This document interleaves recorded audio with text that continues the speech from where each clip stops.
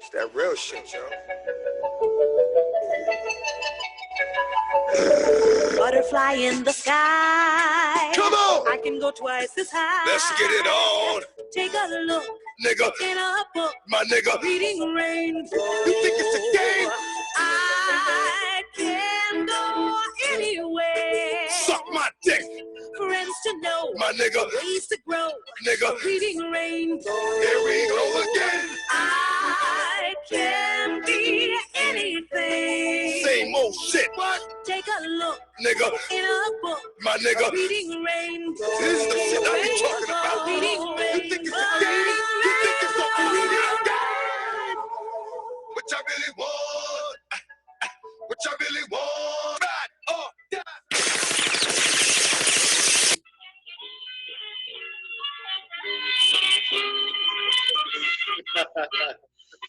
Good evening, and welcome to Contemporary Comrades. I am Corn. I'm Big J. I am And- Clinton. Yes, Clinton is back. Hold up. Hey, Adam's here too, bitch. All right, let's go. All right, now this is going to be the part 2 episode from the part 1 of simulations. So Is basically, reality a simulation? is reality a simulation? So we're going to start off with Big J, kind of caveat, so we can caveat off of the topic from last time. Caviar off it. Yeah, man. I mean, we basically were just theorizing on the idea is that, you know, if reality is a simulation, what I started with last podcast was going around and asking everybody if they thought reality was a simulation. We also defined simulation, and we're not going to do that shit again. But since we have Clinton on this time, we also were supposed to have Connor on. He's sick, so we just want to shout Connor out. He'll be on one of the next few for real. One of these days. But I want to ask Clint. Yeah, Clint, bro. do you think reality is a simulation? Yes or no, and why? Maybe so is also a valid answer. Yeah, agreed. I would say that it's not. And the reason why is I think all of us here and a majority of our listeners, I would hope, have a strong support for science. And as I was able to listen earlier today about whether life is or is not a simulation, it's so difficult to test it scientifically. Absolutely. And, you know, I'm just going to put it out there. I have a tremendous faith in God, and I could completely take this a different way, but I want to talk about the science aspect of it first. It's so tough to measure, to test whether or not we are living in a simulation. And then that led me on to another point, is it's a dangerous thing when you play. It's okay to ask hypothetical questions.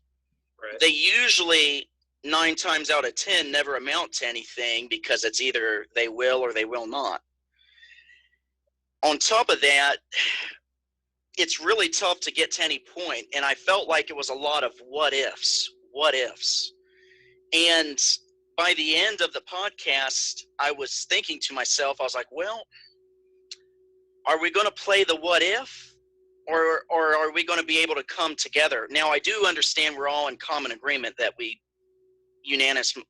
pretty much believe that we're not in a simulation. Yeah. But so, what is something, though, that we could all attach onto that might give light to it? I didn't see it then. I don't know if we could come to anything this go around. I think it would be pretty cool to find something that would lead us to give us more hope into that if it is. But I think I'll go on. I think we can all agree that this reality is driven by. Well, I want to say driven. I want to say I should say I think we can all agree that this reality is coerced. Yeah. Like we're manipulated socially, yes. mentally, you know, fiscally, emotionally, spiritually to think a certain way and to go a certain path. Can we? I think we can all agree on that, correct? I'm in so concurrence of that. The I more and believe more that. time I spend in public, the more I see the brainwashing at play, and how there's Yeah. very, very little free thinking anywhere. You pretty much have to isolate yourself for a certain amount of time to gather free thoughts anymore. It's So if we can all agree that whatever this reality is, simulation or not, we can all agree that it's being played to go a certain way. Yes. So, I mean, I'm going to get back into the what ifs here, but I mean, Clint's right. There's really no good way to test. Like how would you test if the human experience is a simulation? How do you measure it? Like how would you measure that? there'd have to be some kind of new device. It'd have to be kind of like a science fiction movie. Well, yeah, and it's difficult because the scientific method has no viable means of really being able to quantify any information for us to draw a reasonable hypothesis or conclusion. Right. Yeah. And I think if we look at simulation a couple different ways, so you could look at it like how Rene Descartes and these people who kind of like brought this topic to light looked at it, which is basically a set of automated, things in humans that we all do. Like it's so automated that it's simulated. Like it's autonomous. Yeah. Like brushing your teeth. And then like I said in the last podcast, you have part one rather. You have the people who think it's more of like a computer program, like we're all just like some part of some digital simulation that is, like there's all the satellites, are broadcasting this computer image and we're just part of that. Like there's people who think this shit. Yeah, you're right. Now, I don't necessarily agree with that, but neither do I. These are like two of the, these are the polar opposite of the spectrum as far as, what if reality is in fact a simulation. One is based off of human nature and what's natural, and one's based off of really a complete hypothesis, and really I think is just based off of being scared. And one form of being pushed in the simulation side is we are, as we've mentioned before, are all told to do the same thing in life. No one is ever told to branch out. We're told to go to school, get married, have kids, rinse, repeat, get a good job. That's pretty much all we're taught. And so it's all just pushed along like worker mice, and I actually have a pretty good little fictional story that can be fit into this sort of thing if we're ready to move on to that. But you guys, I kind of want to touch on what you were saying last time too, or what Jaren was playing devil's advocate, or whether it could be really a possibility, which was like maybe this is all part of the plan. Maybe being a part of it, maybe we could be part of a simulation, and it's all part of the plan. The way we're trained to think, the way that we're told what is wrong and what's right, and how over time our morals have changed as well. Maybe this could very well be the end of times. Or yeah. I mean, it's tough to say. Clint, you have any perspective on it? Well, Camera cut, by the way. I'm sorry. Say that again. Your camera cut out. Oh, hold on. You're good. You're good here on mine. Yeah, I see it. Can you see me now? Yeah. Did I cut out? Oh, I apologize about that. You're there. Well, I think what we're really starting to hit on to, which I think is a really good thing, is universal laws of nature, right?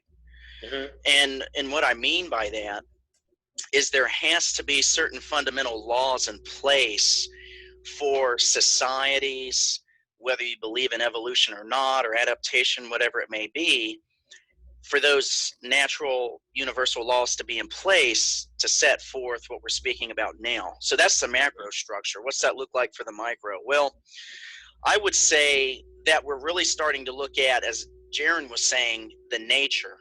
And then as Adam was saying, the societal status quo.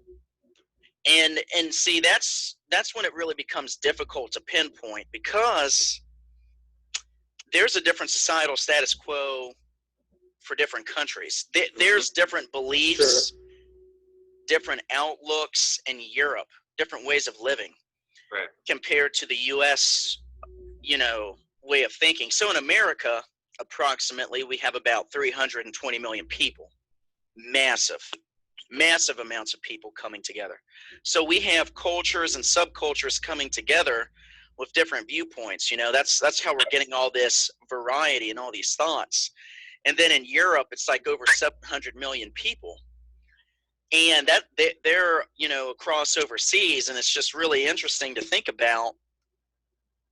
And the biggest thing when I was listening to the podcast this morning is, what a luxury it is to be able to even have this discussion, because Absolutely. It's That's free speech, free thinking, rather. Yeah, it's free thinking.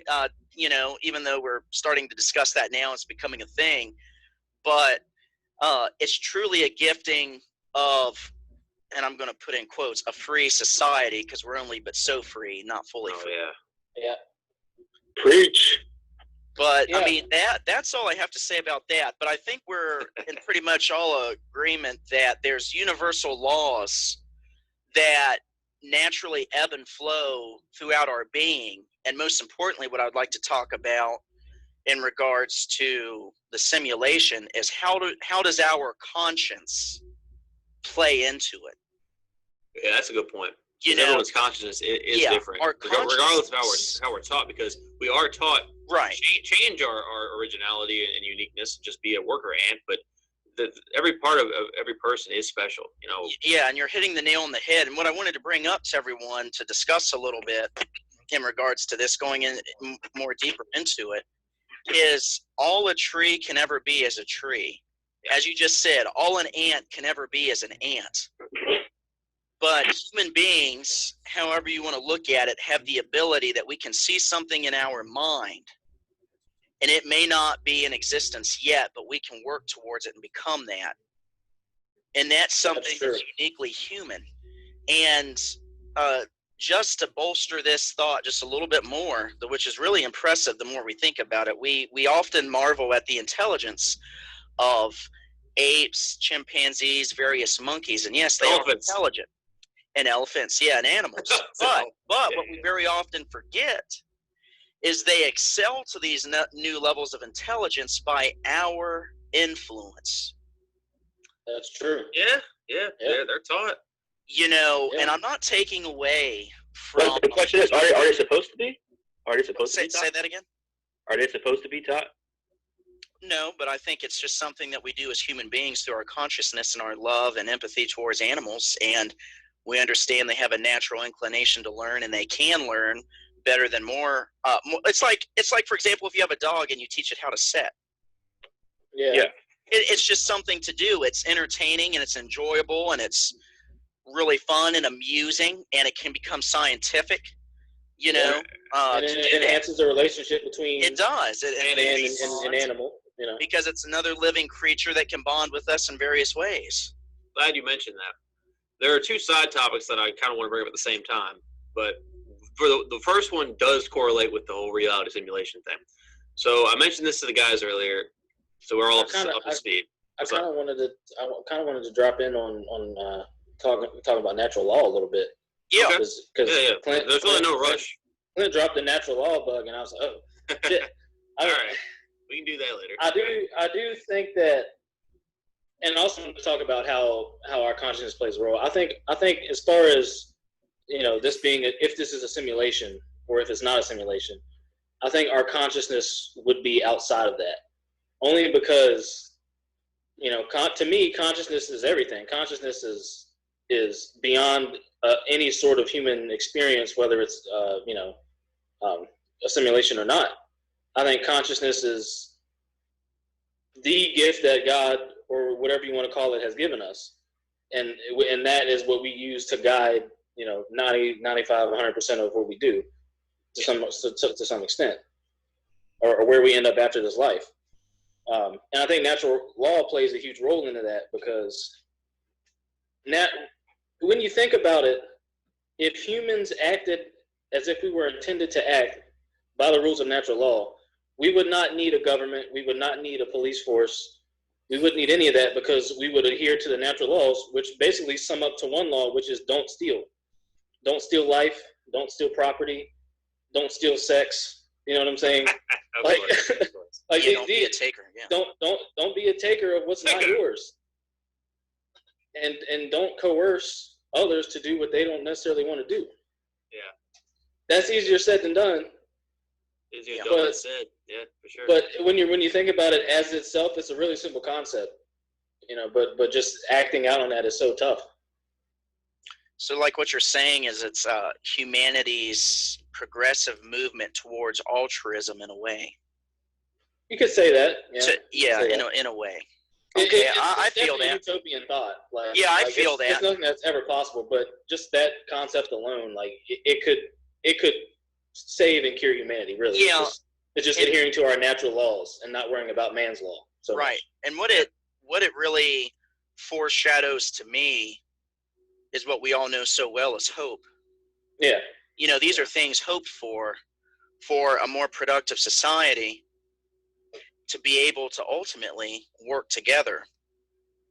As we were touching, with the mannequin thing for a future video, but I think that'd be good here. Yeah, no matter the race, the creed, the religion. Oh yeah. But being able to come together to work towards a common cause was a central theme that I learned about in a philosophy class. The overarching theme that most philosophies dive into and explore is the ability of humanity to come together, to work together. That's the big one. Working together towards not just anything, but a common cause. Yeah. Very good. So, we're Corn, going to... Oh, yeah, go ahead, Gordon. All right, so being a part of, let's say we are a part of a simulation. Okay. And, I mean, just to somewhat, not trying to, debate, not trying to, oppose your I'll play along. But, let's say we are. And I'm not trying to, I'm not even trying to, screw myself over in my head right now, but right. If we are a part of simulation, and the machine's going, let's say something messes up. Let's say something mechanically messes up in that. And that's how we got here. That's how wars came about. That's how, the Earth is... Okay, I can see that. It's between 4.3 billion years old and 13.6 billion years old. Nobody knows. You know what I mean? Yeah. You have different people saying between those two numbers, how old the actual planet Earth is. Mm-hmm. Let's say within... you're talking about billion years. So it could have been 2,000 years ago, or it could have been 2 years ago. I'd say a real number. But it's anything. For folks at home. Cutting out, bro. Yeah, anything could have been there. Sorry, can you hear me now? Not so Yeah, much. go ahead. Try now. All right, can you hear me now? Yeah. Okay. Anything could have gone wrong in that process to make us. Now we can think for ourselves because something in the mechanics went wrong in our simulation, in this big simulation. Think about the entire galaxy. We aren't the only people in the entire galaxy. Maybe in our small solar system, but in the entire galaxy, there's billions and billions of stars. There has to be something out there. But let me ask you this: if our entire galaxy, dimension, whatever the fuck you want to call it, is a simulation, wouldn't somebody have to control that simulation? Somebody or something? Or want to fix it? Under that. Because remember we talked about this last time. Remember I brought up the fact that maybe someone built this structure because there could be other simulations that they have to go do. Maybe this could be part of I brought up the whole Tron and Wreck-It Ralph type-esque, situation where pretty much someone, the system gets messed up. They're like, oh shit, these people are fucked up. This whole solar system or this planet Earth period could be just one whole simulation in itself. And they're like, oh shit, they fucked up. I'm just gonna walk away, go somewhere else, and let them end themselves, let them kill themselves. Boy, this sounds like a great story because now, they forsake us, I want to find a way to go into their world and kill them. An episode of Futurama actually covered where they watched planet Earth from another planet because they were pretty much controlling it all along, and it was set up as like a TV show basically. And if you look at it in the way you were just talking about, there being the controller out there, if it was a simulation and say that this is the only universe, right? So basically, outside of that, I guess if you're taking away religion for a minute, outside of that, you would have the controller in just one universe, pretty much it on display for an entire other civilization to look at. If we're looking at it from the whole, the example I just gave with the whole TV show thing, that'd be nuts. I mean, Yeah. who's to say, right? There's one big troubling elephant in the room that hopefully we're seeing here is, going Elephant? like an elephant in the room, like a big question here that we should be able to see is we're all familiar with hearing the term laissez-faire government or laissez-faire leadership. Never heard of it. Yeah. All right. Well, it's a term that means if it's a laissez-faire government, it steps back and just lets whatever happens. Laissez-faire leadership is the same concept. They have a modicum of power, but at the end of the day, whoever they have authority over, they just let them be. And what always follows suit is chaos and pandemonium. And the elephant in the room to me that I'm seeing is if there's something powerful enough to create us and we're simulations in a virtual reality, if it took a lot of effort, who knows, maybe it did or it didn't, to create us, why would it just back out? And what is our purpose? Yeah. And what is the purpose of us being created? Yeah. Or to achieve? Right, good point. What's the thing's purpose for creating us apart from petty amusement? And if that's the best we can find, that's pretty damn sad. Or they could be looking for the people who are trying to break the mold. They could be trying to find those who are like the special someones, because you see society just running on a hamster wheel. If you're trying to find the special ones, that could be the intention. And see, this is the other thing I noticed too, is that, go on, Corn. Or you could do, if we're talking about something, we're talking about multiple things, we're talking about one being, God or anything, or they could have made us. They could have made this whole entire thing, not necessarily a game, but test runs to see, okay, if we let them think for themselves, how are they going to do this right? Yeah, and they have to do reruns, more test runs. That's pretty tough with no influence. And like I've theorized on in other podcasts, I can't remember which one in particular. What if being a human is punishment for some other spiritual, wrongdoing that we've done or our ancestors have done? Like what if it's this? Because we were talking, this was maybe 2 or 3 podcasts ago. We were basically getting pretty grim and saying we don't see a true hope for humanity because it's only getting worse and worse. Oh yeah. The older we get. Mm-hmm. So we were saying, what if being a human isn't supposed to be there's not supposed to be a good outcome for a human. You can, which is why we have these connections with God and we have these connections with the spiritual realm, is because that's the only good thing that there ever could be. Right. What if just being a human purely as itself is, some sort of spiritual punishment, something like that. That's where, as a Christian, we look for the good and hope that, Earth is the hell. So, yeah, I mean, there you go. Well, to bolster what Jaron was saying, I forgot my train of thought. It happens, dude. I do it. I know. I was like, shoot, because we're thinking so deep now that it just escaped me. Oh, here we go. I know what I was going to say.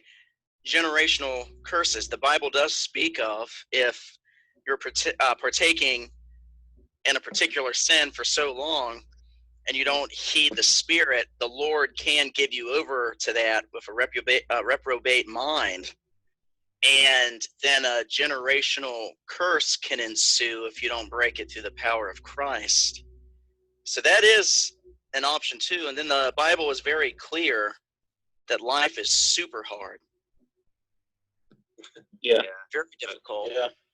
Right, and here, I got one thing though. Let me grab it real quick that will better explain human nature that I think we may all agree upon. Give me 1 second. I mean, because if we're told that, if life were easy, I mean, that's, common sense tells us if life were easy, we literally would just be robots, Right. be, our minds will be made up for us. So That's true. here we Very go. true, which I have a topic for. Yeah, So just real and, quick. So 13. So I don't. If you don't believe this, that's fine. But I think we can see it whether you're a believer or not a believer. But there's 13 main things that come out of the heart of an unsaved person. So it starts with evil thoughts, adulteries, immoral sex. That's what that means. Fornications, perverted, which would be like gay sex and things like that. Sure. Murderers, thefts, covetousness, which is greed or desiring of someone else's things. Wickedness, deceit, sensuality, envy, slander, pride, and foolishness. So a lot of First those of all, I noticed are some of the quote unquote 7 deadly sins. Yeah. Well, there you go. That was like more like the 17. So it's 17 13. sins. And all 13 of those things are incredibly destructive. Right. Yeah, I noticed how we pick and choose the worst sins for the 7 deadly instead of the 13 because I don't see anybody putting like a few of those specifically as the deadliest. We pick and choose our worst already. Well, you got to think about it for a second too, because whatever you want to call it, for the sake of this, I suppose we could just call it sin. You could do a white lie, which is a sin, but you can murder someone, and that's far more serious. Oh yeah. Yeah. For sure. Yeah. That's where the levels of hell come in. That for in Dante's Inferno, you had the level 1 was limbo, and the bottom was I think treachery.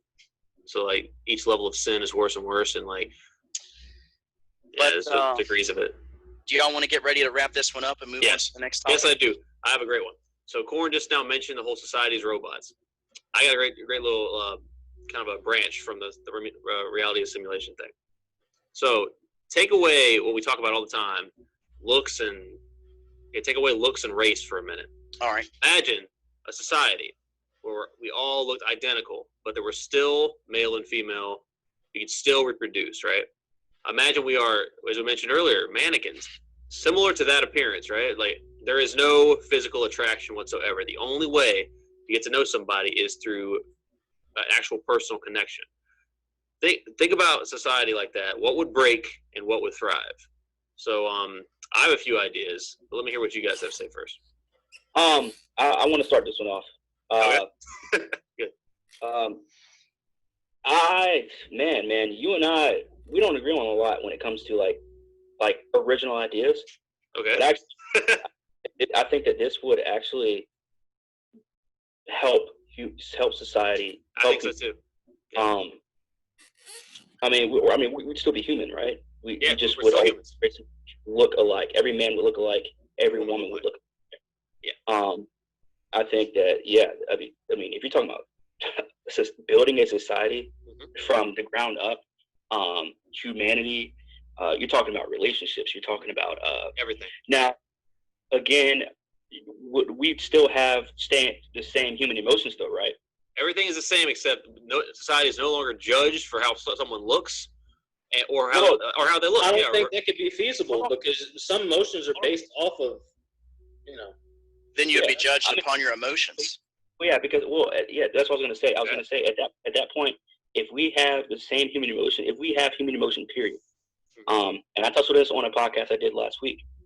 If we have human emotions and you change our physical appearance, if you change anything else, we still have those emotions, which means you're still going to have people that breed children. I shouldn't say breed. That's kind of like an animalistic thing, but I mean, it's probably the cleanest word you can use for breeding. You could just say reproduce. Reproduce, breed, it's the same shit. Yeah, but sorry. Shit. Yeah.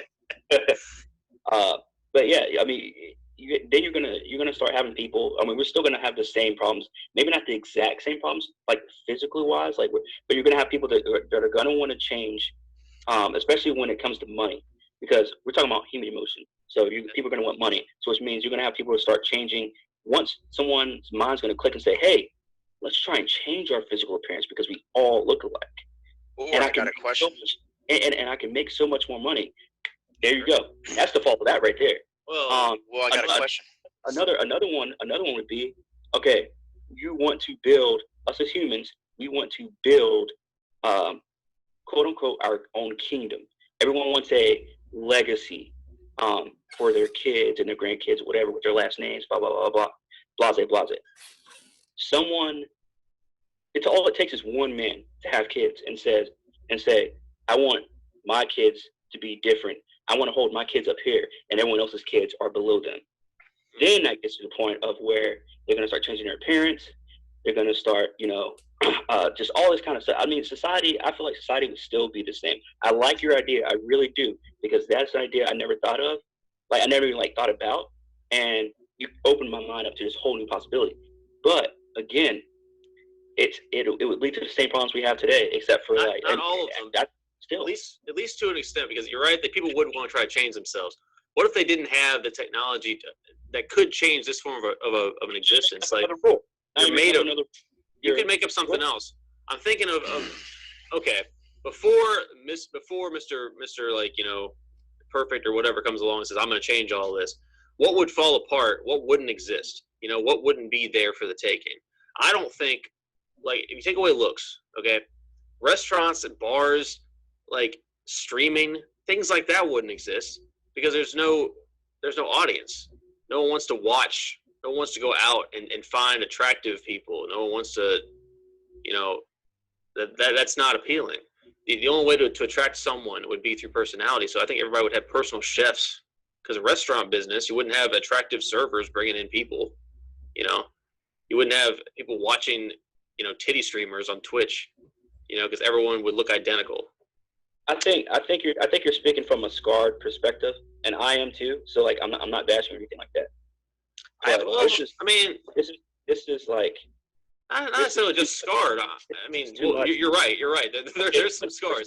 Physical like your examples are very specific.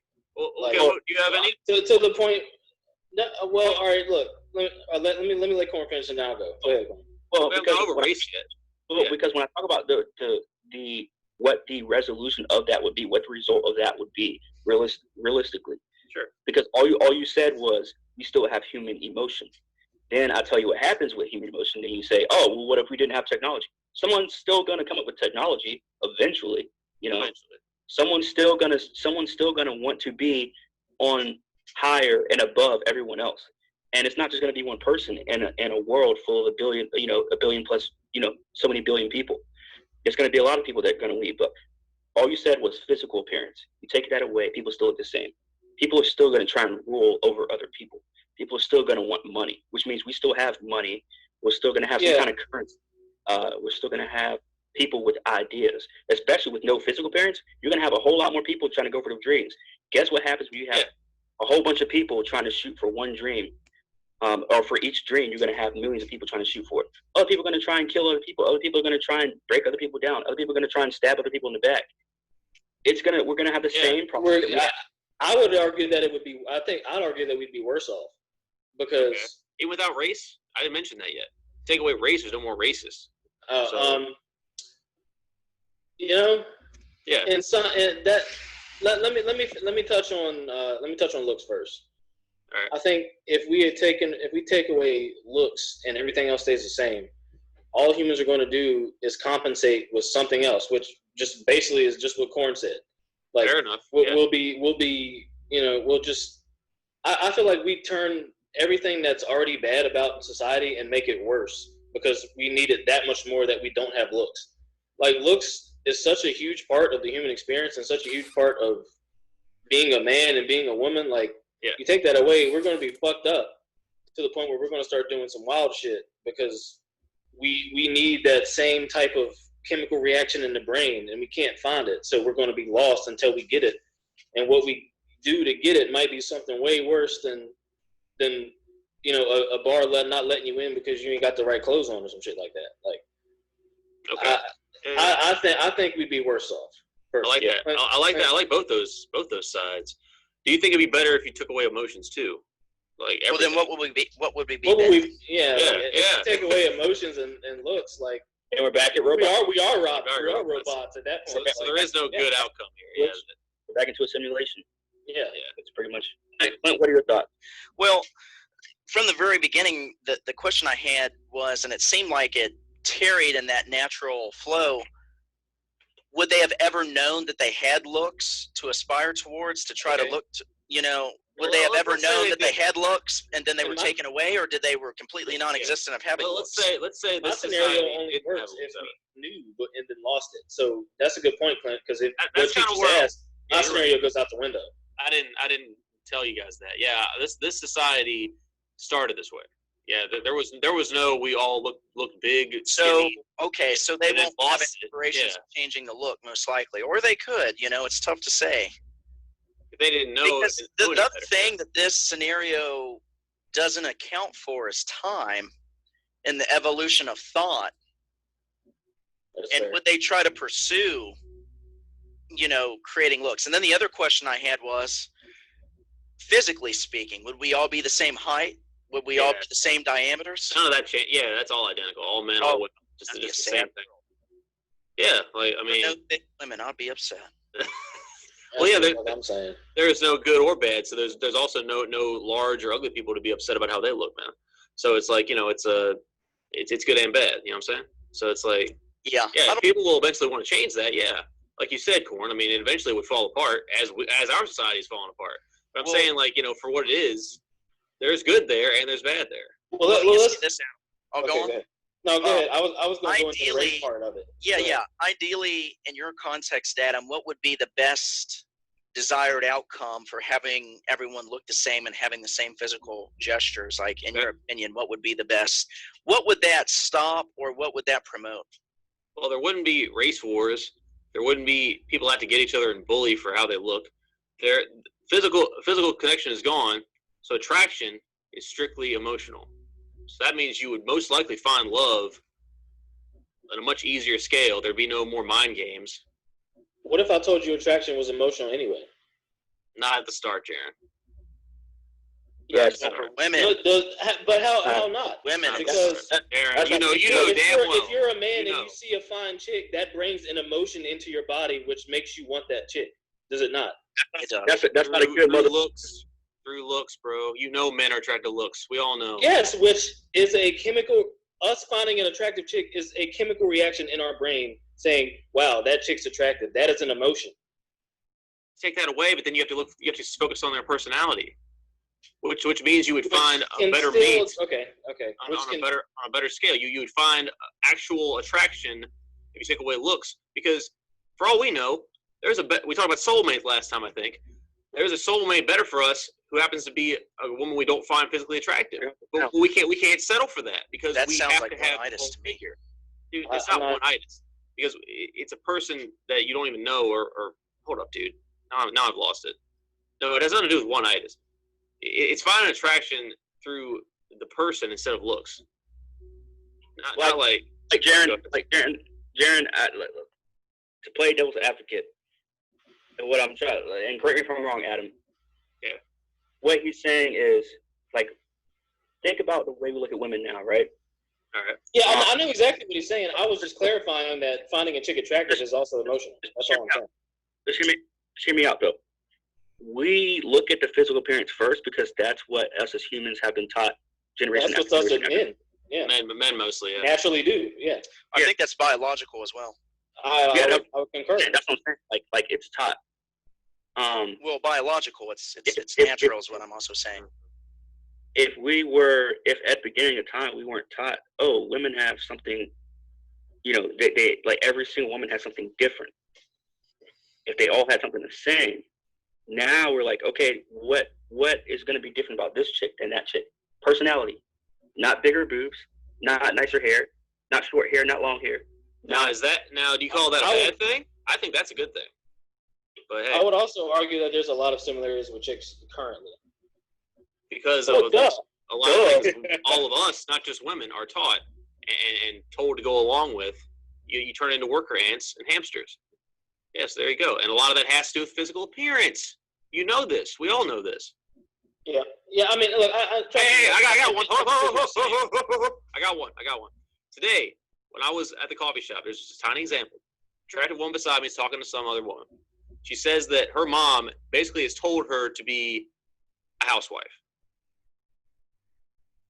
Go. That's Yes. sad. She's beautiful. She's already lined up to get married. Her mom is literally telling her to be a housewife. Why can't she just Why- live the why life do you- she wants? Yeah, exactly. People are taught things by their looks, by their Brainwashing. twisted mindsets. Well, let's go ahead. What? I said brainwashing. Brainwashing, yes, that too. That especially. I mean, you think that would have been different if she was like, you know, large, or a different problem was at play? Her mom probably would have told her to get a good job. You know, that's what I'm saying, man. No, big girls are told. There's some big girls out there told that they're only good to be a housewife. Well, I still think it's fucked either way. I mean, you know, the whole judge by looks things is fucked in general. But hey, we're men, so we gotta speak the truth. That's what this podcast is about. I'm just saying, yeah, that whole scenario, yeah, there's bad there. I was trying to point out the good, but you guys, you know, you make good points too.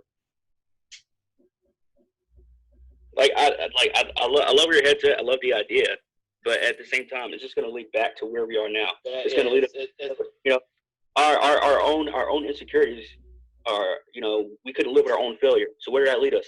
Back to me. Yeah, that's true. That's true. Good stuff. Okay. Well, I guess we've covered that. Since we were lightly talking about women, I guess we can just go ahead and roll into Next one. good old Ayesha Curry. All right. And the Ayesha and Steph Curry situation. Lovely stuff. I got something to follow up that with, so you guys go ahead. I'm ready for this one. Yeah, man. Corn, you itching, man, or what's up? I got a little something for Ayesha. Something about you, girl. I wanna twirl. Oh, you got me want to tell all them other girls. Yeah, good stuff. All right. Good old Ice J. Man. Look, corn shot is shot right there, Ayesha. So if you're listening, which I highly doubt, We know you want some attention from this guy. you know what I'm saying? Yeah, who's going to start off this hot topic? All right. I'll fuck it up. Guys, you are more heights. You go ahead. Fuck it up. So look, let's just. I'm sure people know about this because, you know, this is NBA. This is shit. But in case you First don't, world problem. so Yeah. NBA player Steph Curry, his wife Ayesha Curry, they have 3 kids together. Beautiful family. They've been together since, you know, they've been fucking around with each other since high school, basically.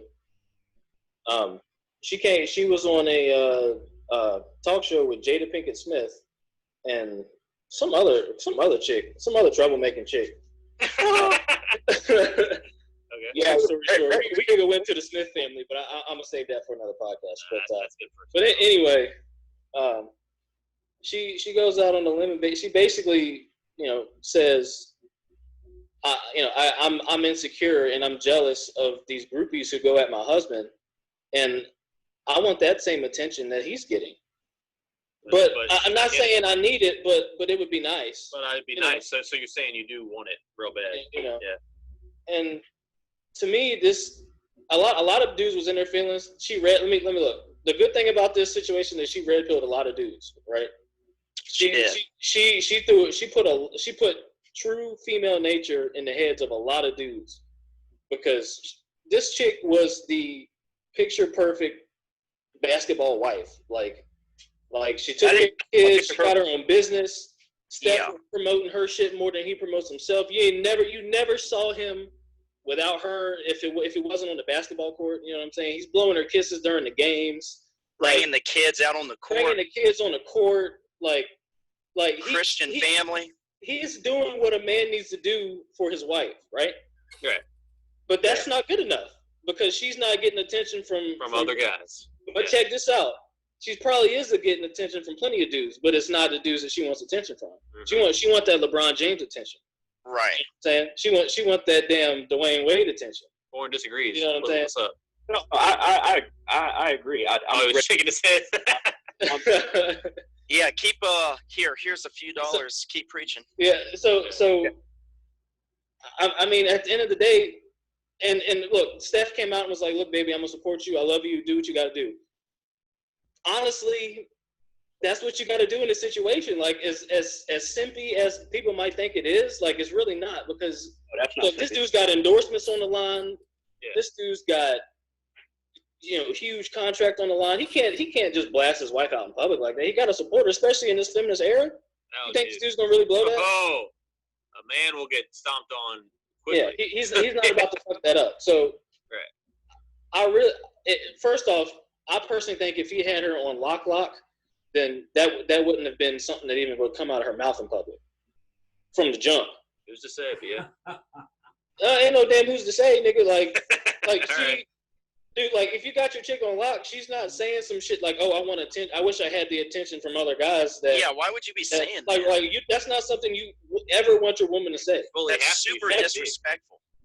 She just It is. disrespected him and his entire family with that statement. Right. And he had to, as a man, come back and say, "Look, baby, I love you and I support you." You know what I'm saying? Right. Like, ain't that some All shit? the fame. Yeah. Can't be losing that shit. Ain't that some shit? Like, at the end of the day, I feel like if he really had her on lock, that wouldn't have even been a thing. We wouldn't be talking about this right now. To me, it doesn't surprise me because this is female nature. You see this all the time, bro. Women are never satisfied. You see, No matter- I see this all the time. In relationships, women are still wanting constant attention on Instagram and stuff from other men. You know, These it's like, chicks, I mean, hell, chicks nowadays have boyfriends, and their fucking boyfriends let them put ass and titty pictures on Instagram. absolutely.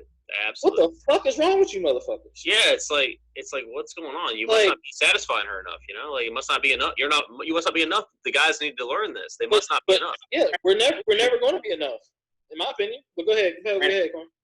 Granted, there are dudes that know how their chick is before they get in a relationship. They know that. And I know chicks that have told dudes like, hey, whether they're a porn star or whether they just are slut or whether they just want to do shit on Instagram, flex, whatever, they tell them before they get in a relationship. I know some chicks that do that.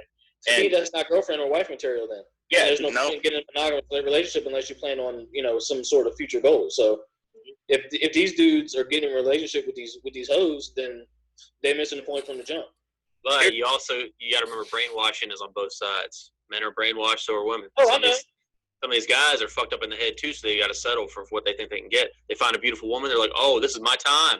You see all these red flags? They don't care because I'm not going back. Well, there you go. Unhappy relationship, unhappy marriage, unhappy life. Here's the problem. There are so many women out here that are going to defend her because of this whole bullshit that's going on. Because it's female nature. Three or more years. All right. Now you take this into perspective as well. That she's a happily married woman. Should be happily married woman. We don't know what's going on behind closed doors. Nobody ever does. Nobody ever will. Right. She goes on social media and says, not social media, but I mean, it's YouTube. A talk show. On the air. So she goes on this red thing with Jada Pinkett Smith and then says all this shit. Look at all the pictures that she has had in public. She has had herself covered up, no cleavage, no nothing. That's one thing, okay? But again, in this day and age, men aren't going to look for the women that have themselves covered up. Now, guys like we do, because we can kind of see through that and be like, oh, okay, so got something going on. But most dudes in this day and age are not going to talk to her or even look her way because she's not showing her ass, she's not showing her tits. That's true. All this other bullshit. Now she's coming out and saying, and another thing that these women are not grateful. That's the hard part right here. Women, period, females, period, are not grateful. I don't want to say that all of them are. Not all of them. I'm saying females, period, or people, period, aren't grateful. They're not grateful with what they have. Okay. Yep. She could be this age, the age she's at right now, and be single. Steph Curry could never have looked her way, but he did. They fell in love. They had kids, they had a family, and they're happily married. Now she's coming out and saying, "Oh, I want attention from other guys." That's what every chick is doing. That's another brainwashing. And all the women supported it. Yeah, isn't that fucked up? And the girls were like, "Oh, honey, you don't see them. They're looking." Go, sis. You go, sis. This is the new female nature, man. Let me tell you that. And when young women see that, that makes it okay for them to think that that's okay, that they should always be getting male attention, whether in a relationship or not. I brought this up briefly to Jaron. Celebrity worship. Once you see a celebrity doing it, it's cool. It's the in thing. Now I want some of that. Yep. Yeah. I mean, and look. Real quick. This is the thing that gets me. Most men, not all, but most men, we work by a term of honor. A lot of men are going to have a lot of respect for Steph Curry. I was at a respectable man. He's got a lot of respect. Is not going to be trying to look up and down his wife. That's right. So what type of attention does she want? I guess she wants to be dick in doing her mouth attention. right. She wants to do some wants double some other dick in her mouth. backflips. She wants to do some double backflips. She didn't get to. I mean, but think Double about it though. backflips. Think about it from her perspective for a second. She been with Steph since high school, since they was 16 or whatever. Like not consistently, like they did their things, but they was always, you know. I feel like she didn't have that whole phase that every chick needs. That's a good point. You know what I'm saying? I feel like she didn't go through a bunch of dudes. She might be secretly a little sick of him, and brought that up low key. I don't think she's sick of him. I just think she wants some other shit. I don't think she wants to leave him. I got 2 questions for y'all then. All right. One, what would be your response if your significant other did that? And two, if you get in a relationship, do you want your future wife? If you could control it, would you want your future wife to have that whole phase before she meets you, or not have it at all? Yeah, so are we gonna do like a round the robin answer? Yeah, let's round robin. Yeah, see, exactly. Yeah. I see. Yeah. I personally, I mean, ahead, honestly, no. You guys know me. You know, I'm not about that. No, I would not. But at the same time, if they don't get it, and they get you, and you're not enough, what's gonna happen? You know, the dominoes are gonna fall down. All right. Well, who's going first on this? There's 2 questions. I know. So who's going to go first? Adam, you go first. Go ahead. What else? The first 2 questions. What if you do if your wife did that? Oh, if it happened? Okay, so we're talking about it actually happening now. Yeah, it happened to you. What would you do? Like if your wife came out and said, "Hey, I'm not getting enough attention," and the wrong type of attention. And we're not famous here. We're not like. No, you would be famous. Oh, I'm already famous. Oh shit! But it still takes away. If you were in Steph Curry's position, how would you handle the situation? Damn. Behind closed doors. Behind closed doors. Or in public. Whatever. Okay, shit. Okay, so behind closed doors, we have to have a serious discussion. How this ain't all right. And if she doesn't change her mind, we're done. I mean, fuck it. All these marriages end anyway.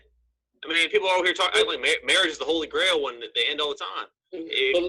But you got 3 kids, man. Like you've been in the limelight. You got a lot of money on the line, bro. She will wreck him. He'll be half his net worth by the time she's done. Okay, yeah, it sucks. But I mean, you're the one making all the damn money anyway, so hide some away. You get some kind of a kid situation worked out. I got all the answers, man. Shit. I don't know what's going on. Yeah, we're just saying what you would do in the situation, nigga. We're not asking for answers. We're just saying. Well, I pretty much gave you the answer. All right. In public, okay. What can you do? You have to lie to everybody's faces, lie to the paparazzi. Okay, look. All right. What's the second part of the question, Corey? Give it to him. Well, he already answered the second part. Right. You answered it before. Okay. Who's going next? I'll go next. All right, Clint. All right. So the first thing I would do behind closed doors in the household when the kids were away is I'll just be like, baby, what's going on? You know, what was that about? You know, tell me what's going on in your mind, why you would say that. And then I would hear her answer, and I'm sure it'd be sincere. And then I would just be like, you know, is there something, you know, I'm not doing? Because I know we're in this together, but, you know, that was incredibly disrespectful and hurtful to me, you know, as the leader and as the provider for this family. You know, am I not enough? Like, what is it? Because you got to really believe in the marriage and the hope of it. You know, that'd be the first thing I would do. And then publicly, if anybody were to ask me about it, you do not want to be a blue pill simp. Of course. You would want to let people know that my wife and I, we've discussed it and everything's okay. Yeah. And then what that does indirectly is that just puts a hush out there like, ooh, that's the man. The man definitely laid down the foundation. He talked to his wife about it. Everything's okay. And see, public opinion, they like that. They like to know what's going on. And you take charge and you let them know we spoke about it and everything's okay. You don't really want to turn it into a big deal. You don't want to create any more of a problem. And at the end of the day, you know, everybody's going to make a mistake in the marriage. She just happened to make a very big mistake. Yeah. That which, if he handles it properly, that which I'm sure he will, because you don't become a player like that by being a wuss and not a leader. I think he probably does very well, you know, in his household. I'm sure he's going to handle it properly. And what's the second part of the question? Like, did I answer it all? No. The second part is, would you prefer to either, like, would you rather have her have that whole phase before you meet her? Or would you prefer her not to have the whole phase at all? Well, to be honest, like, especially well, looking at it. Because think about this, Clint. Yeah. You might end up in the same situation if she does not have that whole phase before she meets you. That's what I was going about. Yeah. Because she never got that kind of attention. So right. That's a valid point. I mean, when I look at that, I mean, especially like being a Christian, there's questions you can ask about that, like how active your partner's been and stuff like that. You can do that. I mean, personally, for myself, yeah, you should. I mean, yeah, you should just add 40 onto the number that she says, and then it'll be accurate. I don't know if I would want to be asking her that, because I don't want her asking me that so that she can hold any power, authority, or control over me from whom I have and hadn't had, and vice versa. True. I mean, not knowing is not caring. And there you go. In a way, but when you properly vet the woman that you're preparing to spend the rest of your life with, Lord willing, and even Corn, you helped me out a lot with this too. Oh hell. Yeah, and I'll leave it at that. Between family and friends, and the Spirit leading, you should know the type of character of the wife that you're going to have, and the husband vice versa, in that type of a relationship. And look, I think this is a prime example of many things. I think it definitely added at least 10,000 people to the red pill, no doubt. Because people didn't see that coming. I didn't see it coming. Yeah.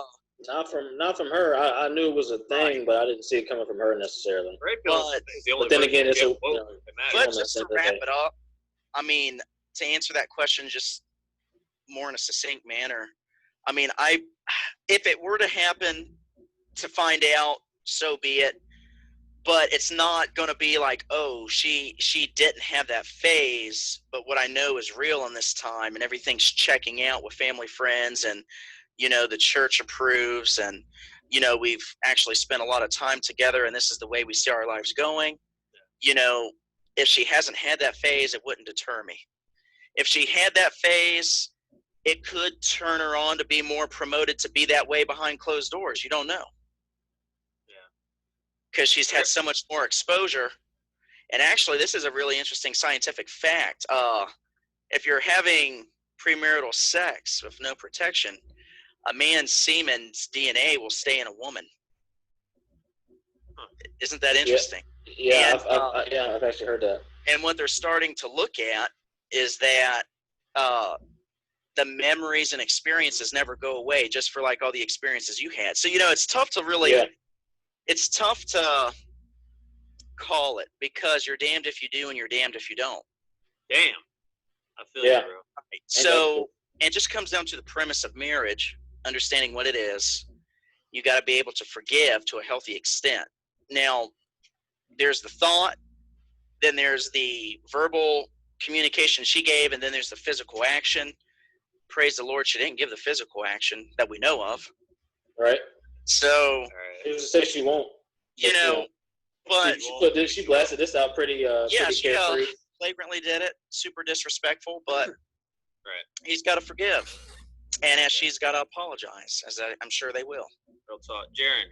Okay, so you and Corn have to do this. All right. First part is what would I do if I was in his shoes, basically. I would have to take the clean public approach. I would have to be public. And this is publicly.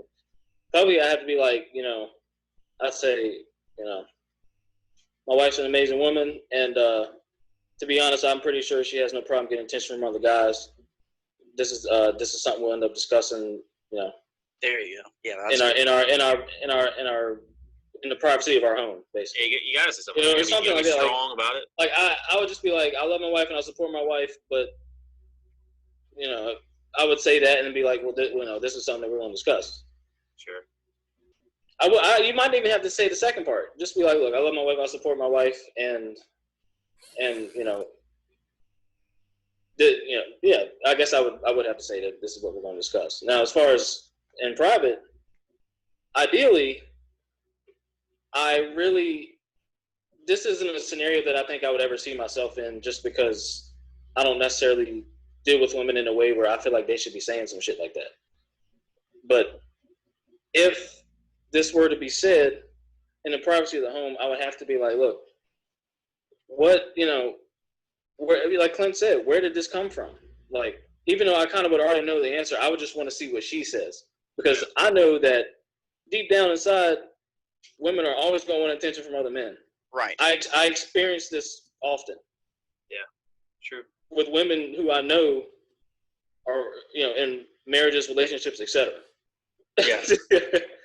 So I know that women are going to want attention from other men, no matter what the situation is. They can have somebody that they would never cheat on, but they want the attention. It's just built into women, right? So knowing this is something I feel like you have to know going into the relationship, is the possibility of what Ayesha Curry said and did is there. Whether she says it in the privacy or whether she says it on a talk show where millions of people are watching. Anyway, I asked her where this came from, and I would say, look, like I'm building you up just like I'm building me up. Like, just for the simple fact that you're riding with me, you should already know that you're worth the attention of 1,000 million, whatever guys. Like, this shouldn't even be anything. Like, my woman wouldn't even be insecure to the point where she would need to say some shit like that. Like, should it be? Shouldn't be. Yeah, shouldn't be. Yeah. Shouldn't be. You never know. In my ideal situation, won't be, because this is a case of low self-esteem on her part. And when you pick up on these things in a relationship, you have to let your girl know that you're seeing these sort of trends that lead to this type of shit. Like, this is the end result. Like, this shit could have been seen, 1, 2, 5, 10 years ago. Yeah, I might have ignored it. I would just have to work it in such a way where she would know she wouldn't be insecure, and she wouldn't have low self-esteem to a point where she needs to say some shit like that, even if she feels it. Yeah. Because all chicks are probably going to feel it, but saying it in such a way that she said it, which is very like resentful of her husband. Like, my woman's not going to be resentful of me. She's going to be proud of me and of what we've built, especially if we have a family, multi millions. She's got $1 million business. He's a millionaire basketball player. They got 3 kids. She ain't got to work a day in her life if she don't want to. Right. Everything's paid for. Everything's taken care of for the rest of your life and the rest of your kids' lives. She has everything a woman would ever want, except the attention from LeBron James. Yeah. You know what I'm saying? That just gets down to basic human nature there at that point. I don't know. I feel like I didn't really answer the question, but it's. Well, you didn't answer the next part. Oh no, I didn't get the second part. All right? Second part is would I want her before or after the hoe phase? Or would you prefer her not to have one at all, which could also lead to other problems too. That's true.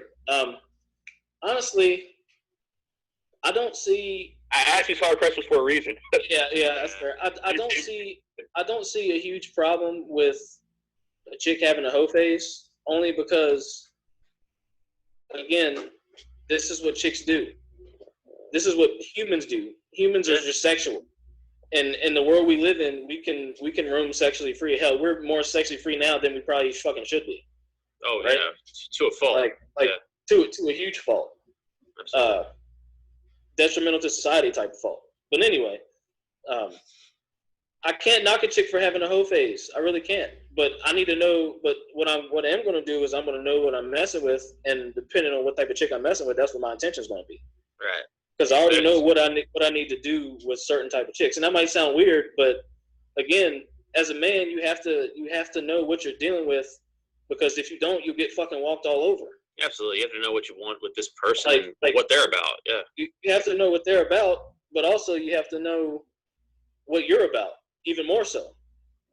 And if you're about this type of thing with this type of chick, you can see from a mile away this chick's a classic time waster. Yeah. Or a manipulator. Then you treat them as such. If they're a manipulator, you don't let them manipulate you. If they're a time waster, you don't give them any time to waste. Right. And then they come wanting your time. You know what I'm saying? There So you go. I can't knock a chick for having a hoe phase. If I get her after the hoe phase, then good. She's already good at having sex and she knows what she wants, right? More often, if she's not not had a hoe phase, then I guess you could say, well, yes, she's more pure. Yes, she probably is more in her feminine. Who knows? But again, I don't think it would. It all depends on what my my plan is. Like if I want a girlfriend, I probably would try and find a chick that hasn't had sex with 150 dudes. Yeah. If I just want sex, I'll go where the experience is, right? Yeah. If I want long term, I want stability, I want true interaction, I want all of that, which you can still get with just sex. I've had a lot of great conversations with chicks I've just had sex with, and that's it. Mm-hmm. But if you want that has to be the priority over the sexual part. If you want a woman of some value, you know what I'm saying. But then again, it is what it is. Corn, go ahead, man. What do you I agree with a lot of what all y'all said. The first part. Now, publicly, I'm gonna have to. Yeah, I'll just say this. Publicly, I'll be like, yeah, I support my wife. I love her. Basically the same thing Steph Curry said. But you know what? It's not an if and a but. I'll let the public know, like, hey, we're gonna talk about it, or we have already talked about it behind closed doors. I'm not gonna tell what we said, but I'll let them know, like, hey, obviously we're husband and wife. We already discussed this. Now you got to deal with the repercussions though, because now after her statement, you're gonna be walking around with your wife, and they ain't gonna be afraid to look now, because they got to go ahead. They had respect before, but then they realized the wife ain't got no respect for herself. Yeah, there you go. Yeah, they pretty much got the green light to say, and I don't care if you're with them, just yeah.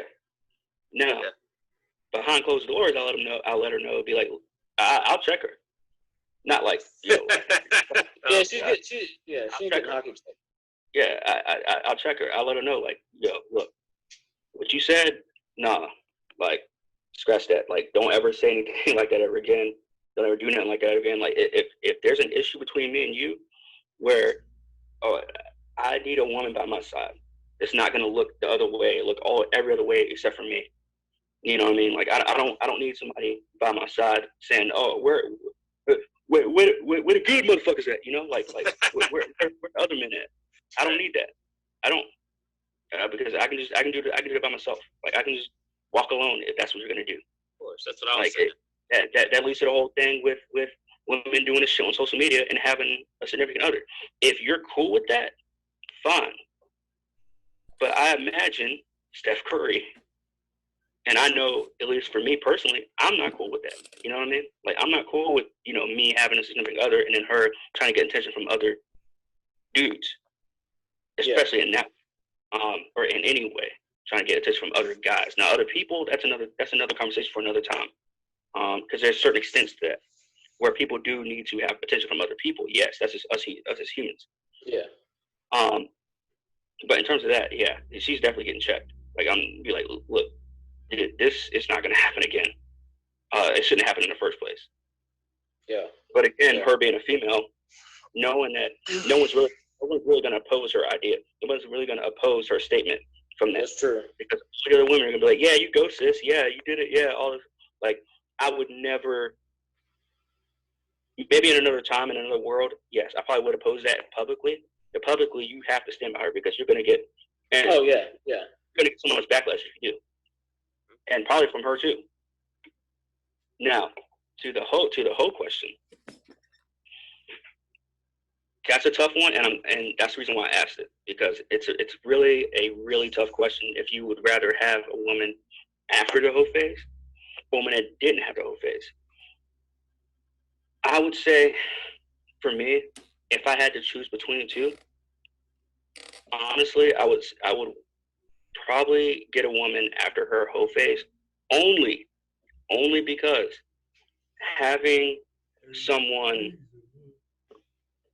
that didn't have that hoe phase, you'll come up with you know, there have been plenty of times where I've seen women date men, or, you know, girls date guys, where, you know, the second they start, you know, they explore their inner host self for the first time in that relationship, then that's when it falls apart. That's when it goes awry. That's when shit happens. That's when you get cheated on, especially with a guy like that that's on the road all the time. And, you know, the sports business, he's on the road. She's not at every away game. She could be on a business trip across the world. And now she's discovered this whole hoe phase and you're married during your marriage. And bam, marriage done, pretty much. Yeah, I feel she can be getting dicked on a lunch break. You never know. Like, it's entirely possible. You got chemistry going. Now, there are also, you know, at least with someone having a hoe phase before you meet them and way before you guys get married or whatever, you guys have to have that conversation. I'll have that conversation. Obviously, I feel like all of us will have that conversation with our significant other when the time comes. Once you start getting serious, about, okay, look, you had that phase. Hopefully it's done. Well, actually, not hopefully. It better be done. Yeah, for real. If we're gonna go any further in this relationship. Mm-hmm. The worst part about having a woman that had that phase, that quote unquote bender or whatever they want to call it nowadays, the worst part of that whole situation is just having the talk. It's just having that conversation of, let's be honest. Put all the cards on the table. Let's air out whatever we did in our past, and let's leave it literally. You know, that's the way it is. You know, because females nowadays, they need attention. One guy isn't enough. Yeah. Now, I mean, I guess that's true for the most part. Yeah.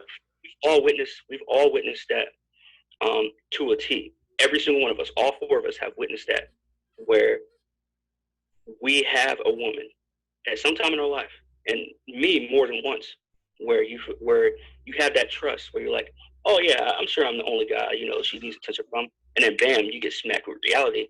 They don't, you know, and it's not something that I want to, and I don't want to say it's something that we should just accept, you know, that, oh, they just need attention, but is it something we have to learn how to, I don't want to say control, because that just sounds like you have to manage. Yeah, you have to manage it. If you don't manage it, then it's no good for either party. Yeah. Especially when in a relationship of any sort of meaning. And you have to also trust her if it's a good relationship, if you're on the same wavelength, to deal with that if she wants to keep you. I heard somebody say it best. Humans are selfish, right? Yep. You gotta find a chick whose selfish matches your selfish. And her natural instincts and desires, her selfish desires match what your selfish program is about. And that's where you get the most cooperation, in my opinion. Explain that. So say, you know, for instance, say I don't know, say you want to start hiking, you want to start doing these outdoorsy activities. And your chick, because she selfishly wants to make you happy and selfishly wants to experience things with you, she will then go hiking, even if it's not something she necessarily was hyped on. She'll, oh, okay, yeah, that'd be kind of fun, whatever. So you go hiking, like you selfishly want to go hiking.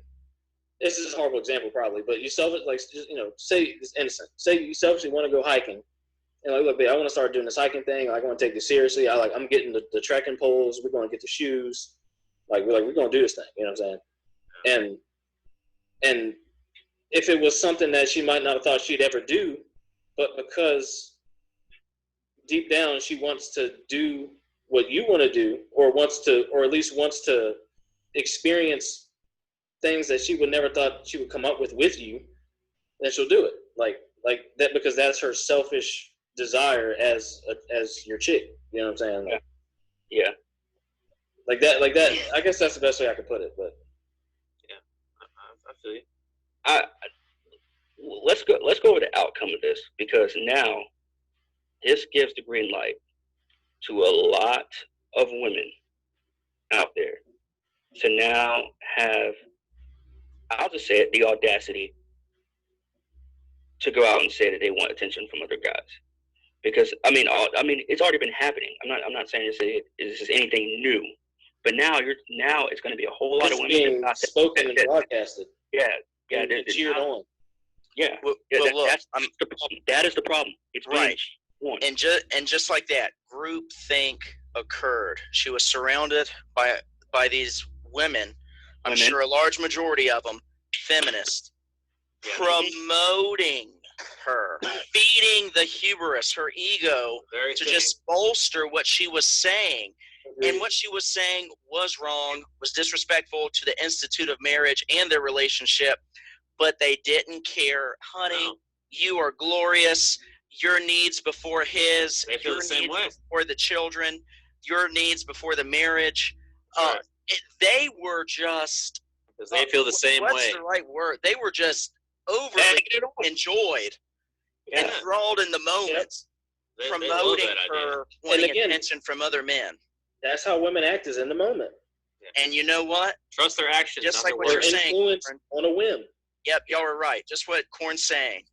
That lays a stronger foundation for young women or older women to do that behavior. And it is a chronic thing in America for women to be disrespecting their husbands. Tell them. And to be honest, like, I'll just put this out there, as much as I hate to say it, I feel like a majority of men aren't leading the way they should.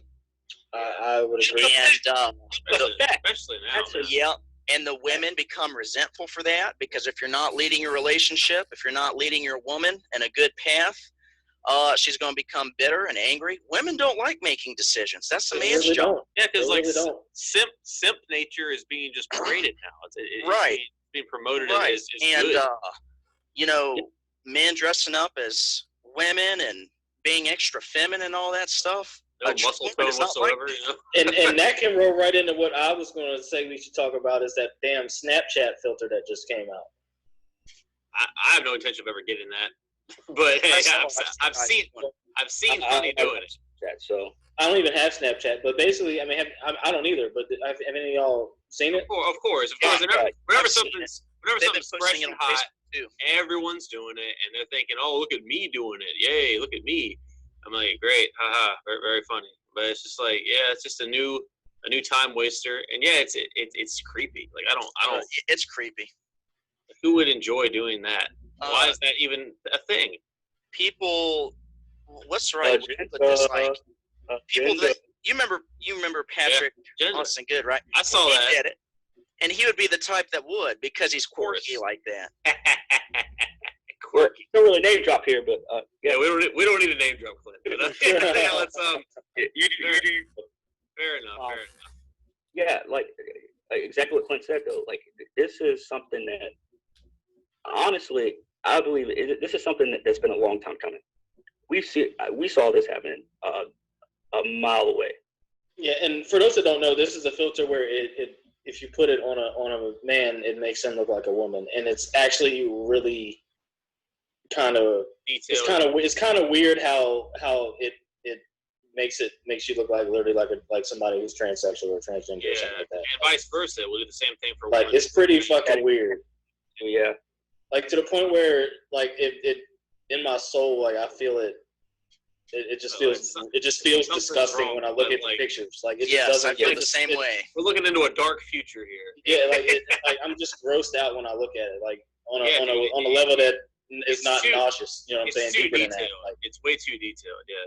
But go ahead, Corn. I didn't interrupt you, bro. That's all we do. That's the podcast. Is he frozen? Corn, you good? Yeah, he's frozen. He's had a stroke. That happened to me. I got frozen a while ago. Yeah, well, hold on. Well, go ahead. Sorry. I was just gonna say, but anyway, I think all it does is this just furthers the emasculation of men. So much so that it's got men participating in the very same emasculation that we claim to not like. Yeah. Yeah. Yeah. It furthers also the transgender movement agenda, LGBTQ, acceptance and all that kind of thing. I think it's just a very perverted form of what these future agendas are, which are basically men, you're not worth shit. Men, you're done for. Right. Women are now going to be the not even so much equal. It's not about equality. It's about bashing men. It's about ruining masculinity, eradicating true masculinity from the face of the planet, which is inevitably going to cause its demise. Opinion. Hello, Can you guys hear me now? Marvel. We can hear you. Yeah, Corn's back. Just like Captain Marvel. Oh, fuck. Yep. A lot of man hating on that one. Captain Awful. Like we saw this happening from a mile away. We saw all of this shit happening. Now it's just a part of the agenda. And I know that people hate how I know that some people hate, but you keep listening. Some listeners hate keep touching on this whole women thing. That's a part of society. That's a part of what we're talking about. That's a part of why we have this podcast, is to go over every single thing. As long as they keep coming out, celebrities keep doing this stupid shit, we're going to keep having a podcast, because this is exactly why we do this.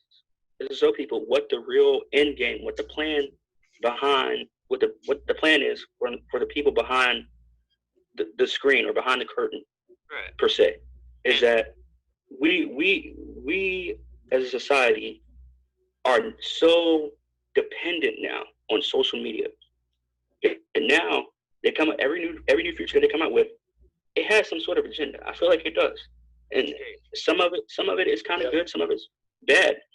But when you do shit like this is going to lead to more people, and to go back to children are going to see this and say, oh, I wonder what I like as a woman. Bam, I guarantee you, someone's transitioning off of this one app, this one Snapchat filter thing, whatever. There's at least a handful of people that are like, oh shit, I'm lonely. I can't get a girl. I might as well just be one. Yeah. It's just a little tiny pin is just being pulled out, and all the straws fall down, or what have you, whatever the fucking metaphor is. And I think a good last topic for the night, I mentioned this to you guys, a good bow to put on top of this whole present.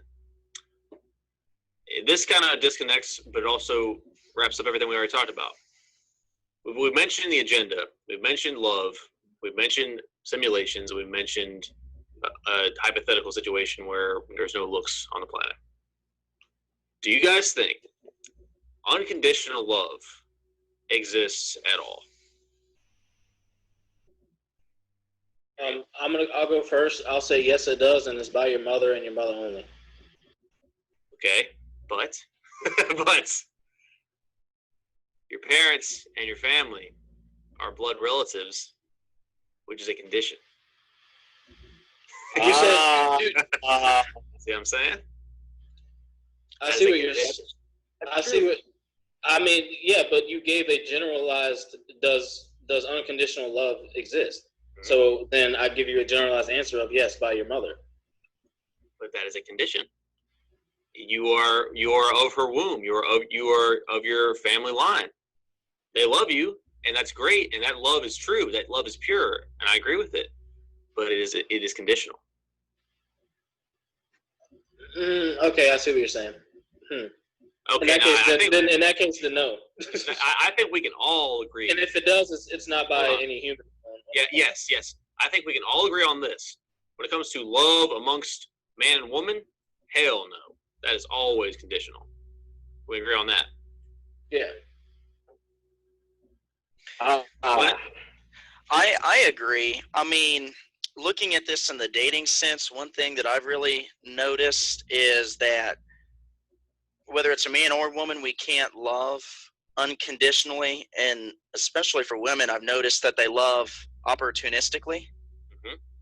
So, I don't know. It's unconditional love. Yeah, that's something to aspire towards, but it's not something that in human endeavors we can achieve 100% of the time. So you don't think it exists among human beings? I do not. That's right. Corn, what about you? I believe unconditional love does exist. To a certain extent. Like it varies. I don't think everybody's going to be able to have that experience of unconditional love with the way the world is now. And I know that seems like a cop out answer of like the way the world is now, but I don't think it started out that way. I think it started out as yes, unconditional love exists. Like when it came to the beginning of humanity, unconditional love exists. Can we define it? Yeah, let's define it. What do you think? What do you think happened that Do we have a Google search anywhere? could let someone be I'll get it. entirely altruistic to another human being that they wouldn't want something in return? Because altruism is the definition of unconditional love. If you want something out of it, that's condition. You want sex, you want love, you want compassion, you want to lose your loneliness. You know, there are plenty of people that love with no condition. There are plenty of people that That's are true. literally no condition, or they don't even have to be married. They can just be together and not have any condition. I have a definition. Okay, what's the definition? Is known as the effect is as affection without any limitations, or of course love without conditions. This term is sometimes associated with other terms such as true altruism or complete love. So each area of expertise has a certain way of describing unconditional love. The most agree that it is a type of love which has no bounds and is unchanging. absolutely. Okay, Well, that really helps for sure. it does. But what I'm saying is, human beings, Corn, those people you just mentioned, they have to be in contact with a person. They have to approach them, or they have to be approached by them to exude. Is that the right word? Exude that type of love to them. There has to be some kind of a first interaction. That sounds like a condition to me. No, it might be it might be at first, but think about it. You fall in love with somebody, and then all that stuff can go away.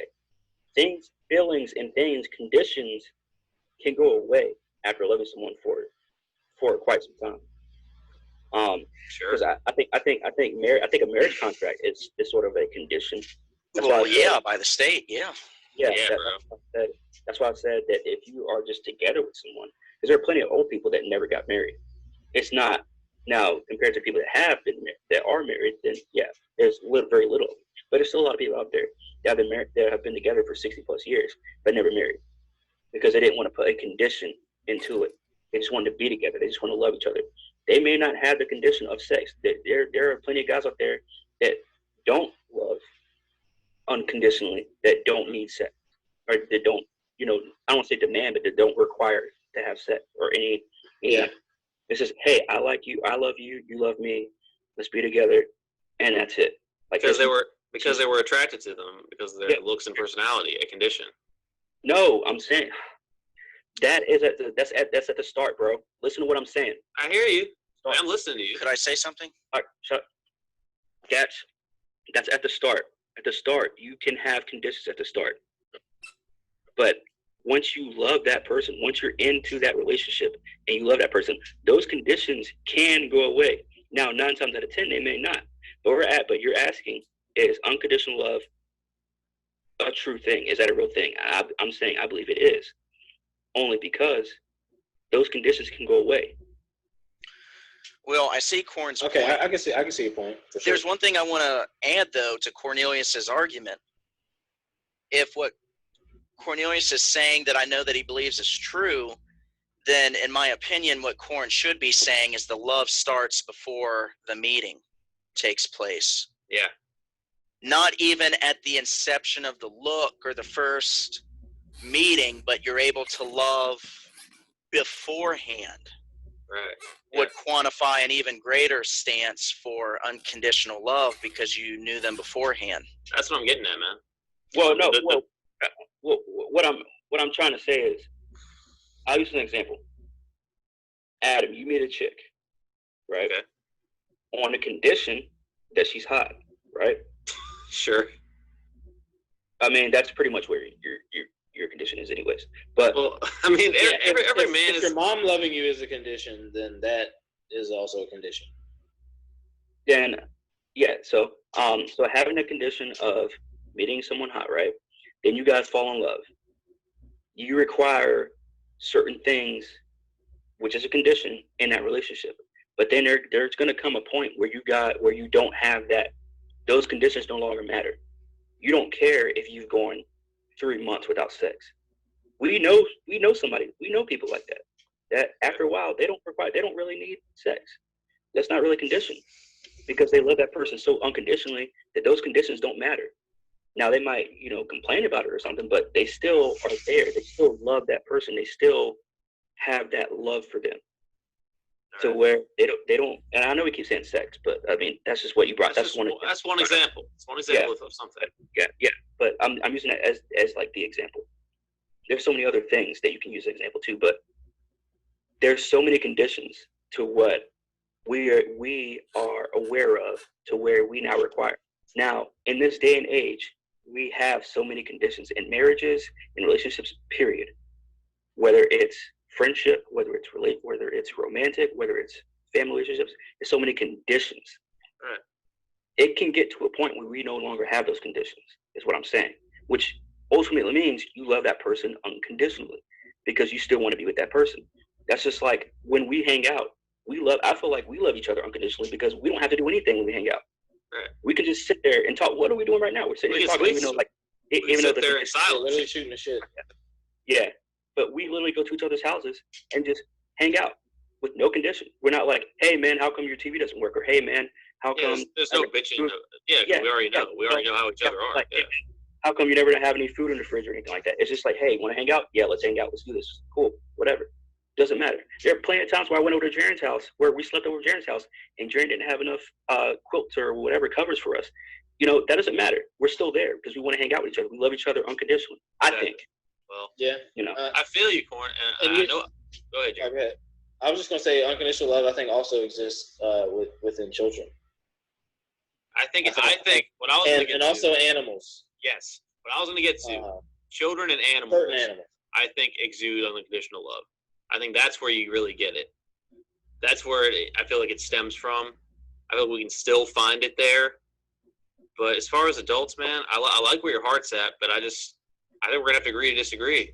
I mean, because everything you said stems from when a condition was once there. And yeah, it might build up. It might eventually happen. But it's like that ends up not being altruism anymore. It ends up being still that there's things that we got to get, and we got to have, and we got to work for, and et cetera, et cetera, et cetera. They make this list, and there you go. Conditions are met. Okay, now I'm good with it. Now we're unconditional. Well, what Corn was saying actually is that despite the conditions, still choosing to love the individual anyway. Well, yeah, like you can get it. There's no conditions to it, is what I'm saying. Right. So despite the conditions, whether good or bad, he's going to choose to love the individual anyway. Yeah. But then the other thing to look at too is like how much of the love. Is it always 100% full love, or you still love the person, but it may falter some? You still love them at the end of the day, but it's not as high as it could be. Well, also, is that a consideration too, or you have to balance love and like? Because there are people I love that I don't like, and vice versa. Yeah. You know what I'm saying? Yeah, absolutely. There you go. Love and like are very different. Yeah, I mean, I'll go out on a limb and say it right now. Like even in my family, there's a lot of conditional love, not unconditional, but there's a lot of conditional love where it's like I'll be like, hey, I'll go see this person, but they never really have anything to talk about, so I don't really want to go see him. So I'm not going to go see him, or I'm not going to talk to him. I'm not going to text him or whatever. Or maybe such and such, related to him, they're an asshole. So I'm just not going to. That's a condition. I feel like that's the boat I'm in. Yeah, I can't even do anything with half my family because I can't get along, or there's no shared anything really, apart from a bloodline. Yeah, exactly. Yeah. Whereas I could meet someone. And at first, I'd be like, well, let's go do something because this is kind of boring. But then after a while, it's like, we don't have to do anything. We can just kick it and just talk. Once you really are connected to that person. Yeah, I agree. I'm not saying everybody. I'm not even saying it's most people that have unconditional. I'm just saying it is very possible to have unconditional love. And I think there are a lot of friendships that have unconditional love, i.e. this one, I believe. And there are other friendships where there are conditional loves, where it's like you have that douchebag friend. It's like, hey, man, you don't ever have anything fun to do at your house. I don't want to hang out. They might not go out and say it to me. We won't. Or they'll be like, hey, man, we don't really have anything in common. So, let's just not hang out anymore or some shit like that. That's conditional. Unconditional would be like, hey, man, come over. Or, hey, we've been together for 12 years. we can literally sit there and not do anything, you know, and I still love that one, or she still loves me. That would be unconditional, I feel like. Okay. So I can understand where you're coming from saying that unconditional love can be made. I'm still just going to say that I don't think it exists in the very beginning, except among children and animals, like Jaron put. Adults have to earn it amongst each other. It still has to be earned. It's not just given. But yeah, I agree with what you said about it being built, because like you said about our friendships, you guys, I can sit with any of y'all in silence and still be good. Like that's just how comfortable we are with each other. Yeah. So yeah, it can be built. Yeah. It's okay. I guess I can. I mean, we do it all the time with Jaron. Jaron falls asleep every time he puts the mic on. Oh, he does. I mean, you're right. He's about to do it now. No, I'm awake. That'd be a first. Jaron falling asleep on the podcast. That'd be hilarious. No, I never fall asleep on the podcast. Okay. Yeah, I mean, I see where you're coming from, Corn. Let's not get crazy. I honestly will say that I kind of, you know, have changed my mind a little bit, because it can be built. I agree with that. Yeah. I just don't think it's there from the start amongst adults. Yeah, it's never something that's like off the start, especially with young mothers too. And I kind of don't want to walk in that territory, but I mean, I had a mother that was young, that she became a mom when she was young. When you're a mother, you have a responsibility, which is a condition. It's like, man, you know, some mothers may want to do what they do, but some mothers feel like they have to do things for their kids, especially like when you have kids at 16, 17, 15, 14, whatever. You feel like you have to. I'm not saying all, but I'm saying a lot of them are like, oh, you know, I have to be responsible now, or like, oh man, you know, I think it's deeper than that. I think it's also biological. Like there is biology in a woman for them to want to reproduce and to want to provide for that, you know, for that child, or for that, whatever it is. So, like, would you consider it being a natural part of being a woman? Would you consider that a condition? That's a chin scratcher, yeah. Yeah. Because that, at the end of the day, that is like the most carnal part of a woman, in my opinion, is them wanting to reproduce. Mm-hmm. It is a biological imperative, no doubt. Yeah. Well, Comrades have an answer for this one. Can I use an example, I guess? Yeah. Yeah, whatever you got. Let's say, you know. Because that's the territory you're getting into, and I just had to be like, you know, I had to bring it up because, you know. No, my example would have been too much. But I mean, to answer your question, I would say biological. You're saying it's like they're biological, right? I'm saying, is it just the you know, it's what makes a woman is the fact that 9.5 times out of 10 she'll want to reproduce and have a child, right? Not so much have a family, but at least have a child, right? But it would be the reason for it though would probably be a condition. But if it's biological, there's no reason. It's ingrained in your being. Because like, it's a biological imperative. Biological is without there being a reason. It's a natural inclination. So if you're saying that a woman wants to be a mom, would that be a condition? Well, even before the one, it's a natural biological inclination to move in that direction. Yeah, to make it more realistic, it's like our imperative to get with a woman. Yeah. It's very strong. The same. So essentially, you're fighting against nature if you know want to throw caution to the wind and change this. But I still feel like it's a condition, even if it is built into you. You know, we're built to do this. So you think it's a condition, even if it's built into you? So we need to. So if you're going to say that, then can you say that love being unconditional? Is that built into us? And if so, is unconditional love a condition? Because that's built into us? Condition is definitely built into. If you're going to say that, like, you got to say... Because condition is definitely built into us. We crave this thing because the body's built like this, right? The mind wants it. The organs flip the script for a moment, though. It's not even always about receiving it. Think about giving it as well. Yeah, that's what I'm saying. I mean, and you can give love in so many different avenues, right?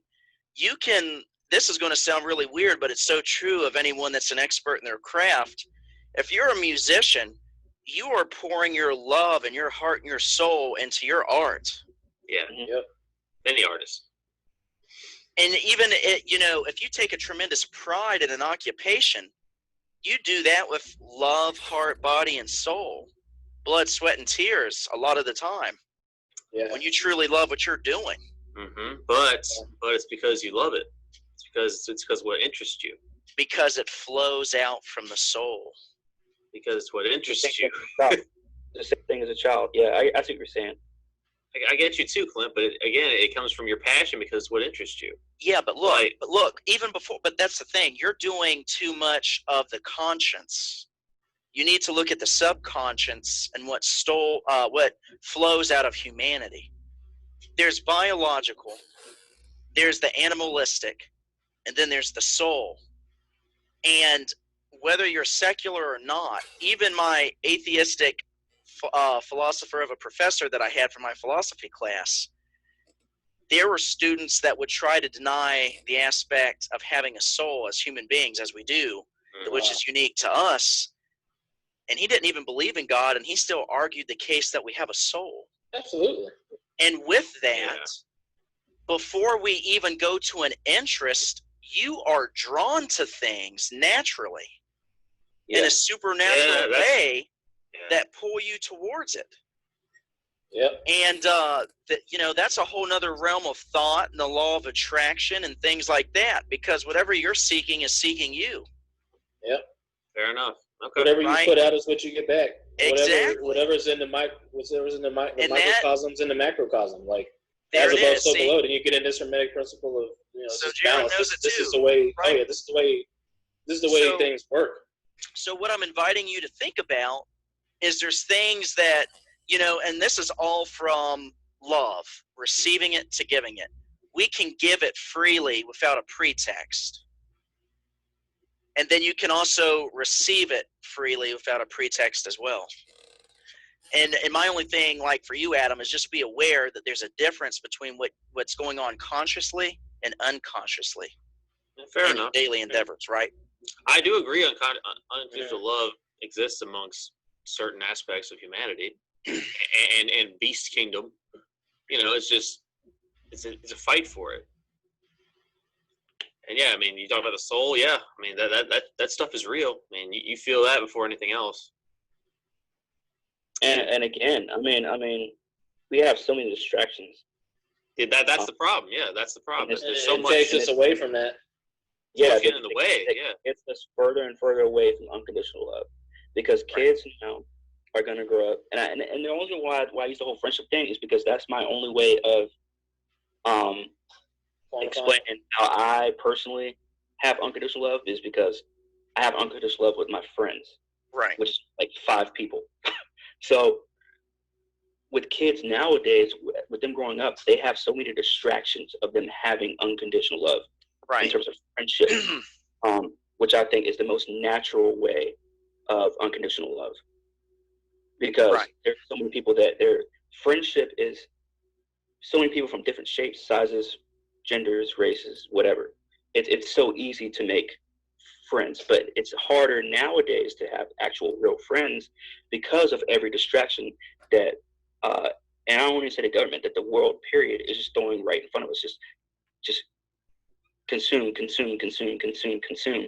And now it's even harder to go out and actually have a real conversation, to actually even make friends, period. So imagine trying to find unconditional love in a romantic partner now.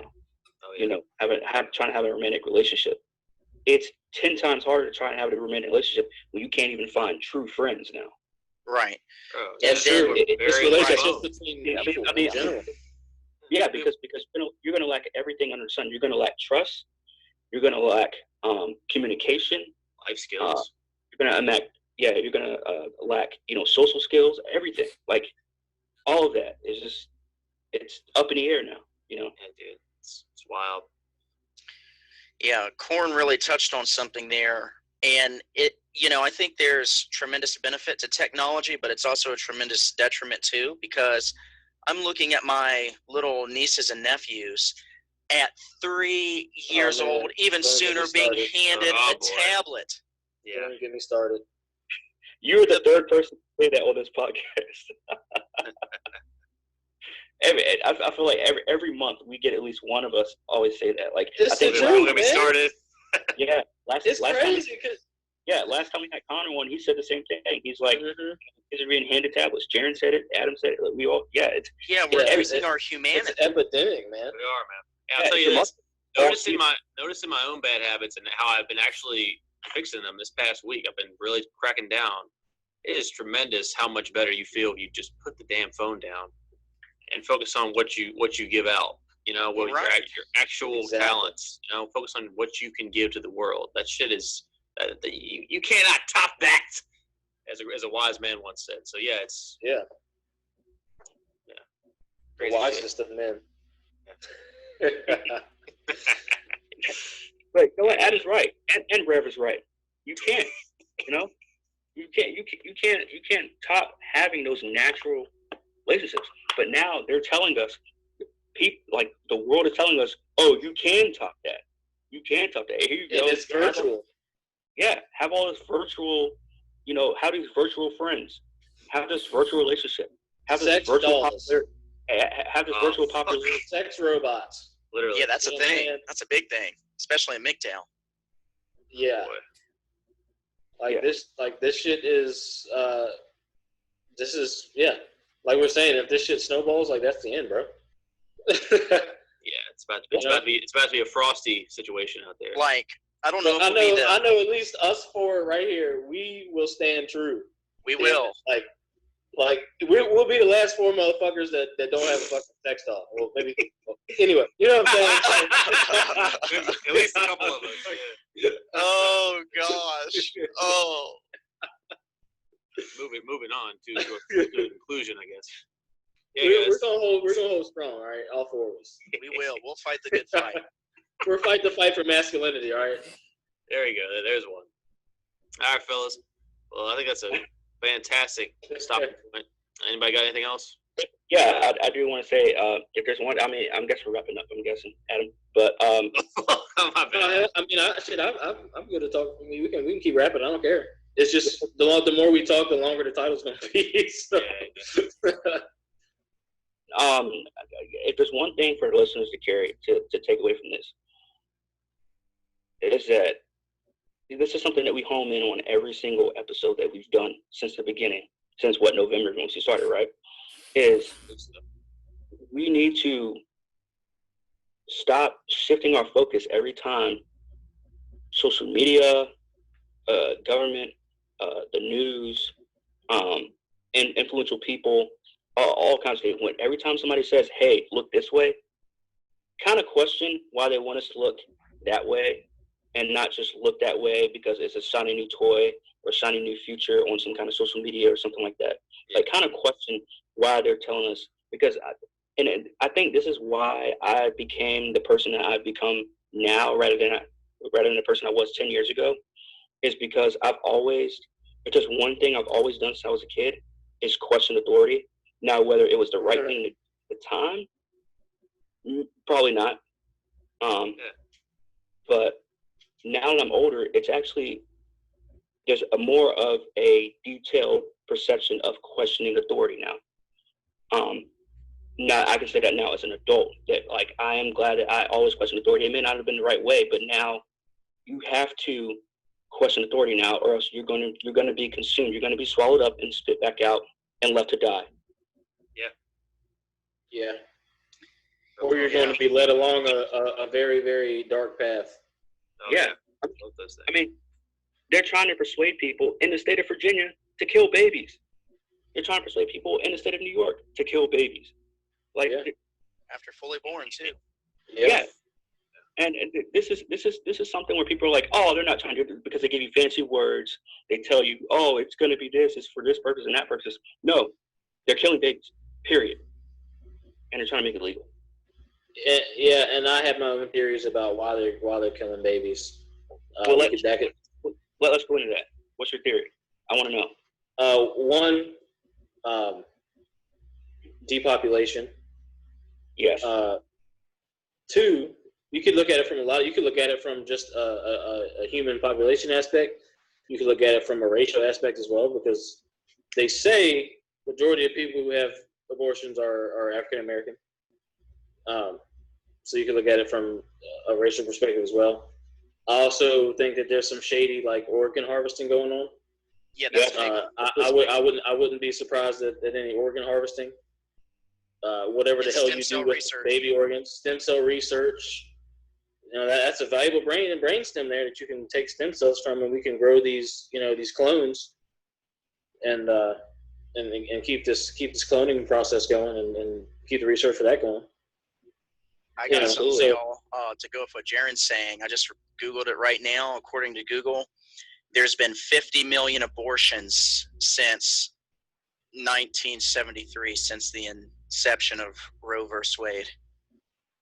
50 million. Ridiculous. Yeah, it's a lot. Ridiculous.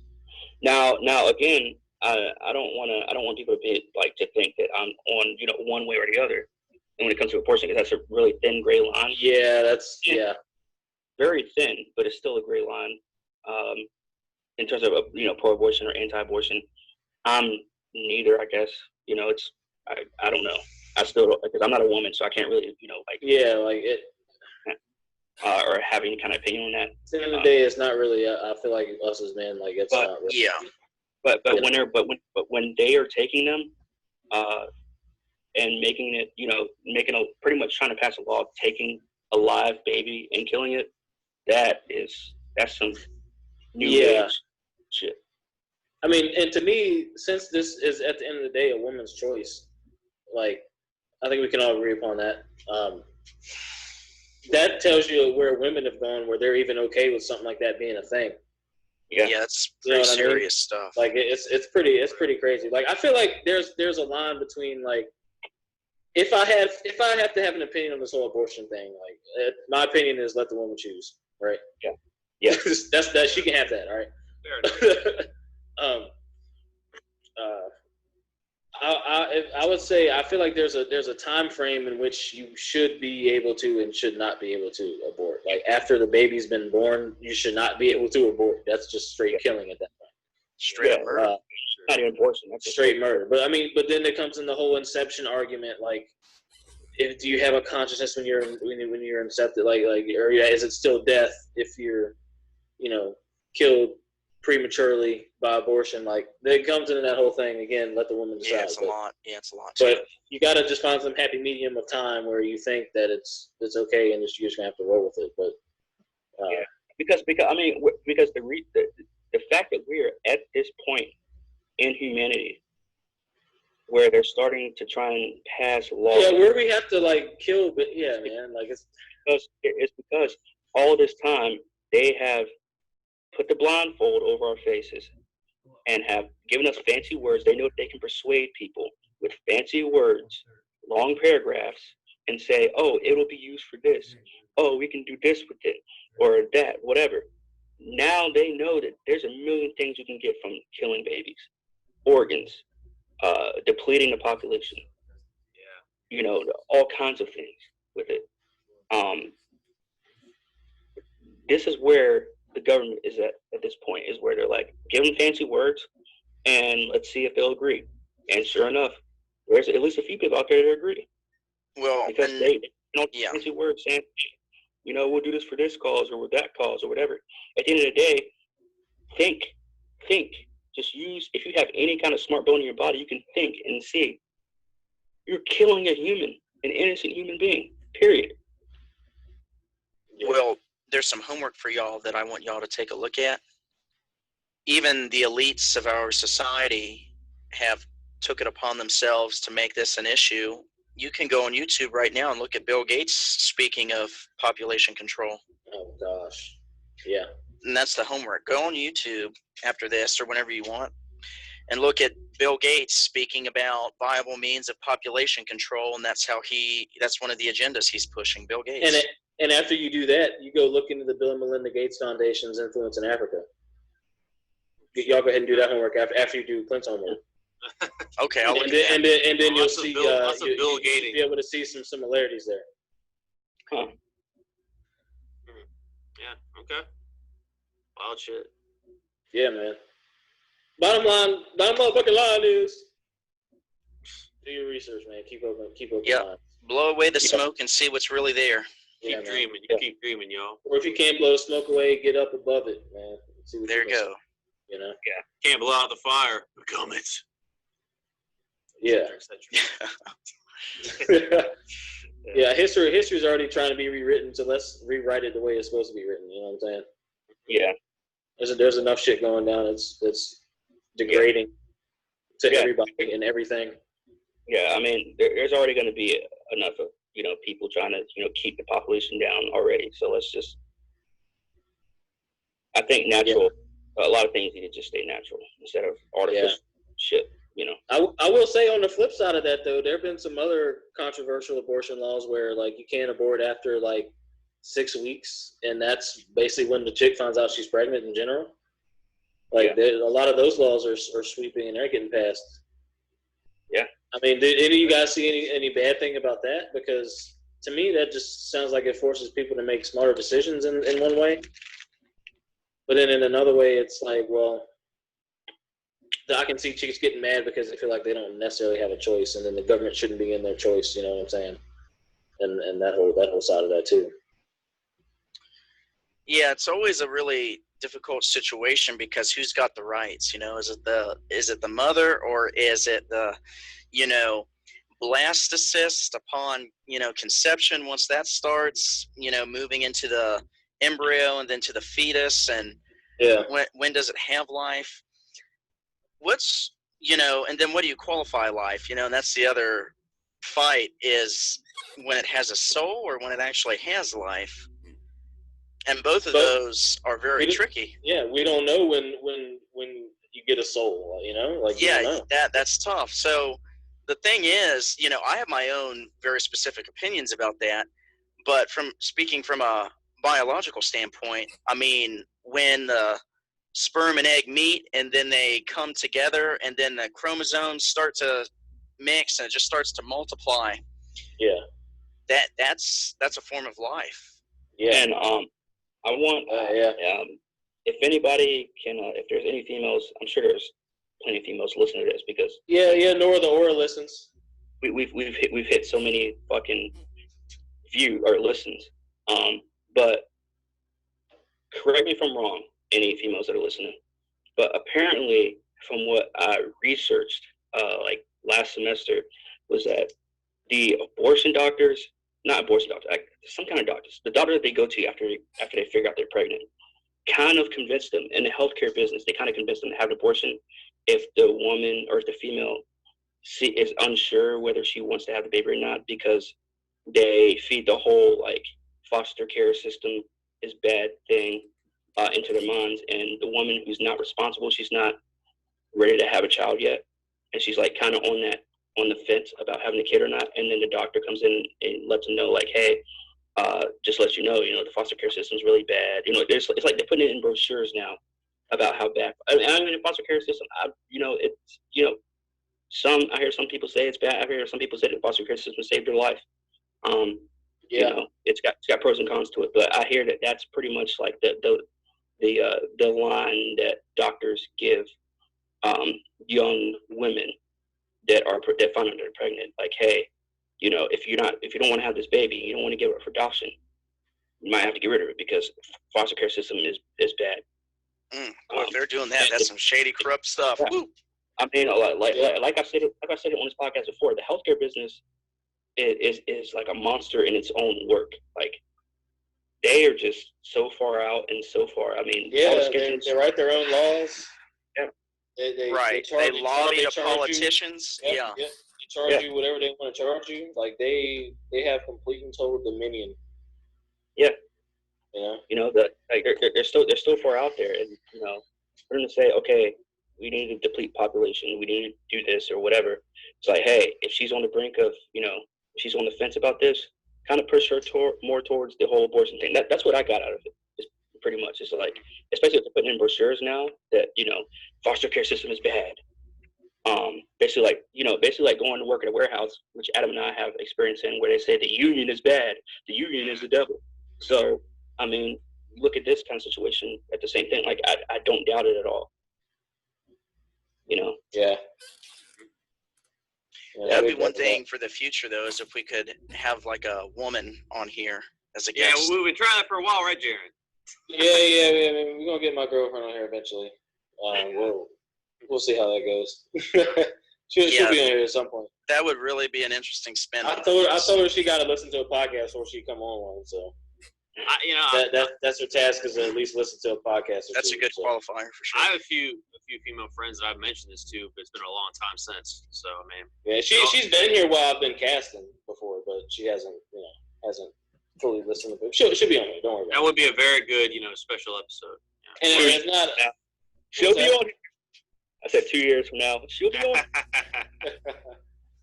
Shit. That sounds pretty realistic there. Yeah. We need a female opinion on here at some point about some of the stuff. Like compile some of the big discussions and get like her take on them. Change up the sausage fest for once. No, ain't nothing wrong with that as far in this context. But, I'm kidding. Shit. This podcast is the only exception to a sausage fest. Of course. Yeah. Exactly. Just a little joke, kids at home. I think they pretty much know that the one listener or whatever. Our single fan. Single fan who has. Man, we broke like 4,200 listens, man. I hope we at least have more than one fan at that point. Hey, are y'all still endorsed by that toothpaste company? Of course, yeah. Black Diamonds, yeah. And Blue Chew. That's right. Yeah, dude. We got hella sponsors. Do y'all do like special announcements anymore on here for them? I'll tell you this. Pepperidge Farm just sent us a little bit of an endorsement. Pepperidge Farm. They remember. We're renegotiating the contract. We're renegotiating the contract right now. We'll resume advertising. We gotta spill a few crumbs here. We get our rightful earnings. Get the chips in order. With y'all need to get Nike up on here too. Maybe Reebok. We'll see. Adidas. Adidas. We'll see who rolls with us. Fat Farm, Fubu. Fucking Fat Farm. Yeah, they got it. Yeah, Joseph A. Banks. Joseph A. Banks. Yeah, Joel Osteen up in here. He definitely got to have his endorsement. I mean, Jim Shark. Brie Larson, absolutely. Yeah, we need Brie Larson. We love Brie Larson, so we've got to have her on here as a guest. No less. Special invite. I'm sure she'll agree with a lot of what we have said. Oh yeah. Probably. Yeah, we can't even have her because she'd agree with everything. She wouldn't even need to speak. You know what I'm saying? Can't have somebody on as a guest. They're not. She would just be a bobblehead. You just nod up and down. I mean, nothing to say. I do want to make one plug before we get out of here. I now have a weekly podcast on my own on Shadow Bundles. My friend James and I, we have our own podcast. We only have like 20 listens so far, so go over there and listen, people, please. Shadow Bundles podcast, people, check this shit out. Shameless plug. We talk a lot about stuff that we don't talk about on here, but some of the stuff actually ties into what we talk about on here as well. So if you like this content over here, we go a little bit more in depth because it's only two of us, and to some other serious topics as well. Yeah, check him out. Check them out. Hell yeah. Yeah. Do it. Yeah. All right, fellas and ladies and others. We will not next week, by the way. We will be here the week after. We're taking a bit of a hiatus. But don't worry, we'll be back. Yep. I just want to give a brief goodbye to everybody because I probably won't be back on until the summer semester's over. Hey, no worries, Clint. You're always an honourary comrade. Well, thank you. It was nice to be able to do it these 2 weeks. I hope I added a lot to it. Of course. And we were going to have Connor back on for this one, but he's feeling ill. So give a shout out to Connor. He'll be back too. We will have him back hopefully within the next month. We got 3 more guests coming. We got Connor coming. We got Jimmy coming back. Yes. And we got my girlfriend coming on as well. Hey. These 3 things are going to happen. Yes. Of course. All right, maybe who knows? Maybe other guests, but yeah. I'll see what